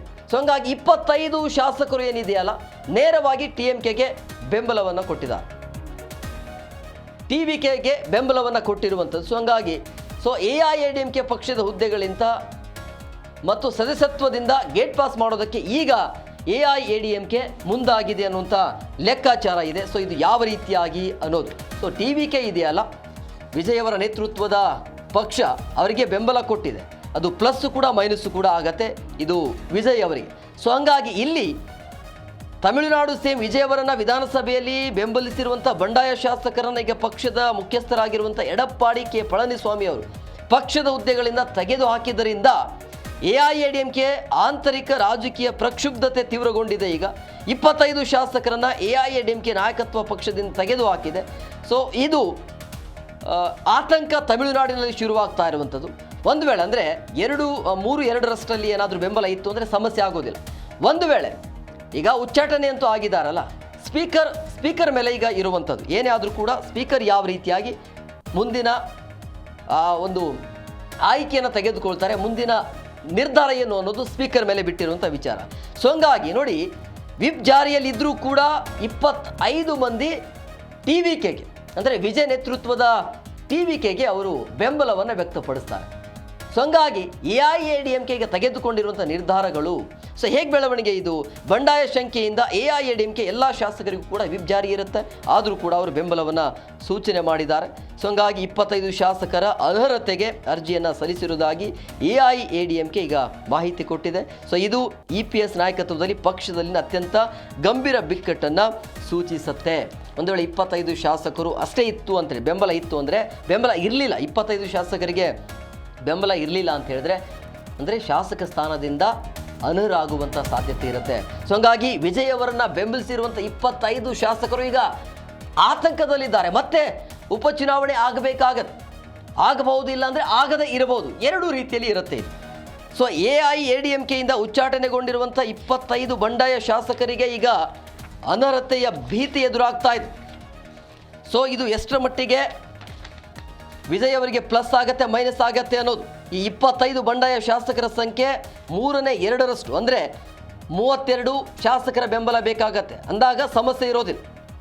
AIADMK ಶಾಸಕರ ಒಟ್ಟು ಸಂಖ್ಯೆ 2/3 ಭಾಗವನ್ನು ಹೊಂದಿಲ್ಲ. ಇಂಥ ಸಂದರ್ಭದಲ್ಲಿ ಪಳನಿಸ್ವಾಮಿ ಸ್ಪೀಕರ್ಗೆ ಅಧಿಕೃತ ದೂರನ್ನು ಕೊಟ್ಟಿದ್ದೇ ಆದಲ್ಲಿ ಈ ಹಿಂದೆ ಮಧ್ಯಪ್ರದೇಶದಲ್ಲಿ ಮತ್ತು ಕರ್ನಾಟಕದಲ್ಲಿ ಏನಾಯ್ತಲ್ಲ 2019 ಪ್ರಕರಣದಂತೆ ಆಗುವಂಥ ಸಾಧ್ಯತೆ ಇರುತ್ತೆ. 2019ರಲ್ಲಿ ಕರ್ನಾಟಕ ಅಂತ ಬಂದಾಗ ಅಲ್ಲಿ ಇದೇ ರೀತಿಯಾಗಿ ಕೆಲವೊಂದಿಷ್ಟು ಶಾಸಕರು ಬಂಡಾಯ ಎದ್ದು ನೇರವಾಗಿ ಈ ಮೈತ್ರಿ ಸರ್ಕಾರ ಏನಿತ್ತಲ್ಲ, ಕುಮಾರಸ್ವಾಮಿಯವರ ನೇತೃತ್ವದ ಸರ್ಕಾರವನ್ನು ಬೀಳಿಸಿದ್ರು. ಅಲ್ಲಿ ಬಂಡಾಯ ಎದ್ದು ಆಮೇಲೆ ಸ್ಪೀಕರ್ ಕೂಡ ಆದೇಶವನ್ನು ಹೊರಡಿಸಿದ್ರು. 2023ರ ವಿಧಾನಸಭಾ ಚುನಾವಣೆಯ ತನಕ ನೀವು ಯಾವುದೇ ಕಾರಣಕ್ಕೂ ಕೂಡ ಅರ್ಹರಲ್ಲ ಅನ್ನುವಂಥ ಆದೇಶವನ್ನು ಪ್ರಶ್ನಿಸಿ ಸುಪ್ರೀಂ ಕೋರ್ಟಿಗೆ ಹೋಗಿರ್ತದೆ. ಆವಾಗ ಆ ಶಾಸಕರು ಸುಪ್ರೀಂ ಕೋರ್ಟ್ ಏನು ಮಾಡುತ್ತೆ, ಶಾಸಕರ ಪರವಾಗಿ ಆದೇಶ ಬಂದಿರುವಂಥ ಹಿನ್ನೆಲೆಯಲ್ಲಿ 2019 ಡಿಸೆಂಬರಲ್ಲಿ ಉಪಚುನಾವಣೆ ಆಗುತ್ತೆ. ತದನಂತರ BJP ಪರವಾಗಿ ಸ್ಪರ್ಧೆಯನ್ನು ಮಾಡಿ ಉಪಚುನಾವಣೆಯಾಗಿ ಗೆದ್ದು BJP ಅಧಿಕಾರಕ್ಕೆ ಬರುತ್ತೆ. ಕೆಲವೊಬ್ಬರು ಕೂಡ ಸಚಿವರಾದರು. ಆ ರೀತಿ ಆಗುವಂಥ ಎಲ್ಲ ಲಕ್ಷಣಗಳು ಕೂಡ ಇಲ್ಲಿ ಸಾಧ್ಯತೆ ಕಂಡು ಬರ್ತಾ ಇರುವಂಥದ್ದು. ಸೊ ಹಂಗಾಗಿ ಇವರು ಮ್ಯಾಜಿಕ್ ನಂಬರ್ಗೆ ತಲುಪಿಲ್ಲ. ಸೊ ಆ ರೀತಿಯ ಬೆಳವಣಿಗೆ ಆಗ್ತಾ ಇದೆ. ಇನ್ನು ಮ್ಯಾಜಿಕ್ ನಂಬರ್ ಬೇಕು ಅಂತ ಹೇಳಿದ್ರೆ ಈಗ AIADMK ಅದರಿಂದ ಆಚೆ ಬರಬೇಕು ಅಂದರೆ ಮ್ಯಾಜಿಕ್ ನಂಬರ್ ಬೇಕು. 32 ಸಂಖ್ಯೆ ಅಲ್ಲಿಂದ ಬರಬೇಕು. 25 ಜನ ಬಂದಿದ್ದಾರೆ.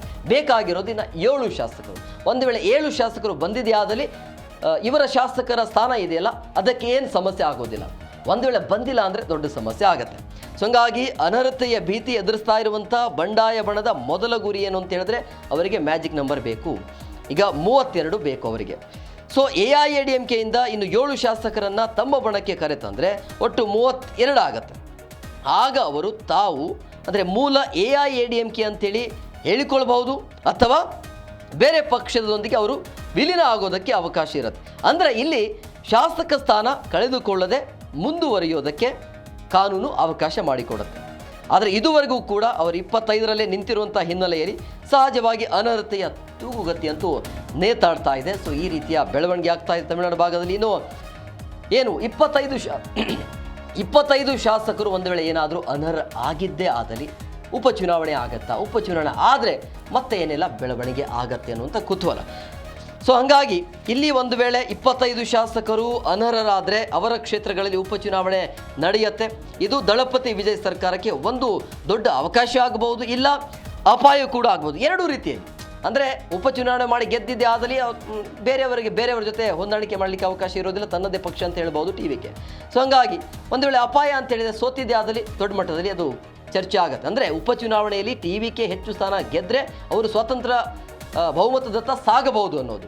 ಇದರ ಜೊತೆಗೆ AIADMK ಅಥವಾ DMK ಸಹ ಇದೇ ಅವಕಾಶವನ್ನು ಬಳಸಿಕೊಂಡು ಅವರು ಗೆದ್ದಿದ್ದೇ ಆದಲ್ಲಿ ಸೊ ಮತ್ತೆ ತಮ್ಮ ಸ್ಥಾನವನ್ನು ನೆರಳಿ ಪಡೆಯೋದಕ್ಕೆ ಪ್ರಯತ್ನ ಮಾಡಿದ್ದೇ ಆದಲ್ಲಿ ಇಲ್ಲಿ TVKಗೆ ಅದು ಹಿನ್ನಡೆ ಆಗುತ್ತೆ. ಸೊ ಇದು ಒಂದು ಭಾಗ. ಇನ್ನು ರಾಜೀನಾಮೆ ವಿಚಾರ ಅಂತ ಬಂದಾಗ ರಾಜೀನಾಮೆ ಮತ್ತು TVKಗೆ ಸೇರ್ಪಡೆ ಆಗುವಂಥ ವಿಚಾರ ಇದೆಯಲ್ಲ, ನೀವು ರಾಜೀನಾಮೆಯನ್ನು ಕೊಟ್ಟು TVK ಸೇರ್ಪಡೆ ಆದರೆ ಚುನಾವಣೆ ಆಗಬೇಕಾಗತ್ತಲ್ಲಿ, ಆ ರೀತಿಯ ಪ್ರೊಸೆಸ್ ಇರುತ್ತೆ.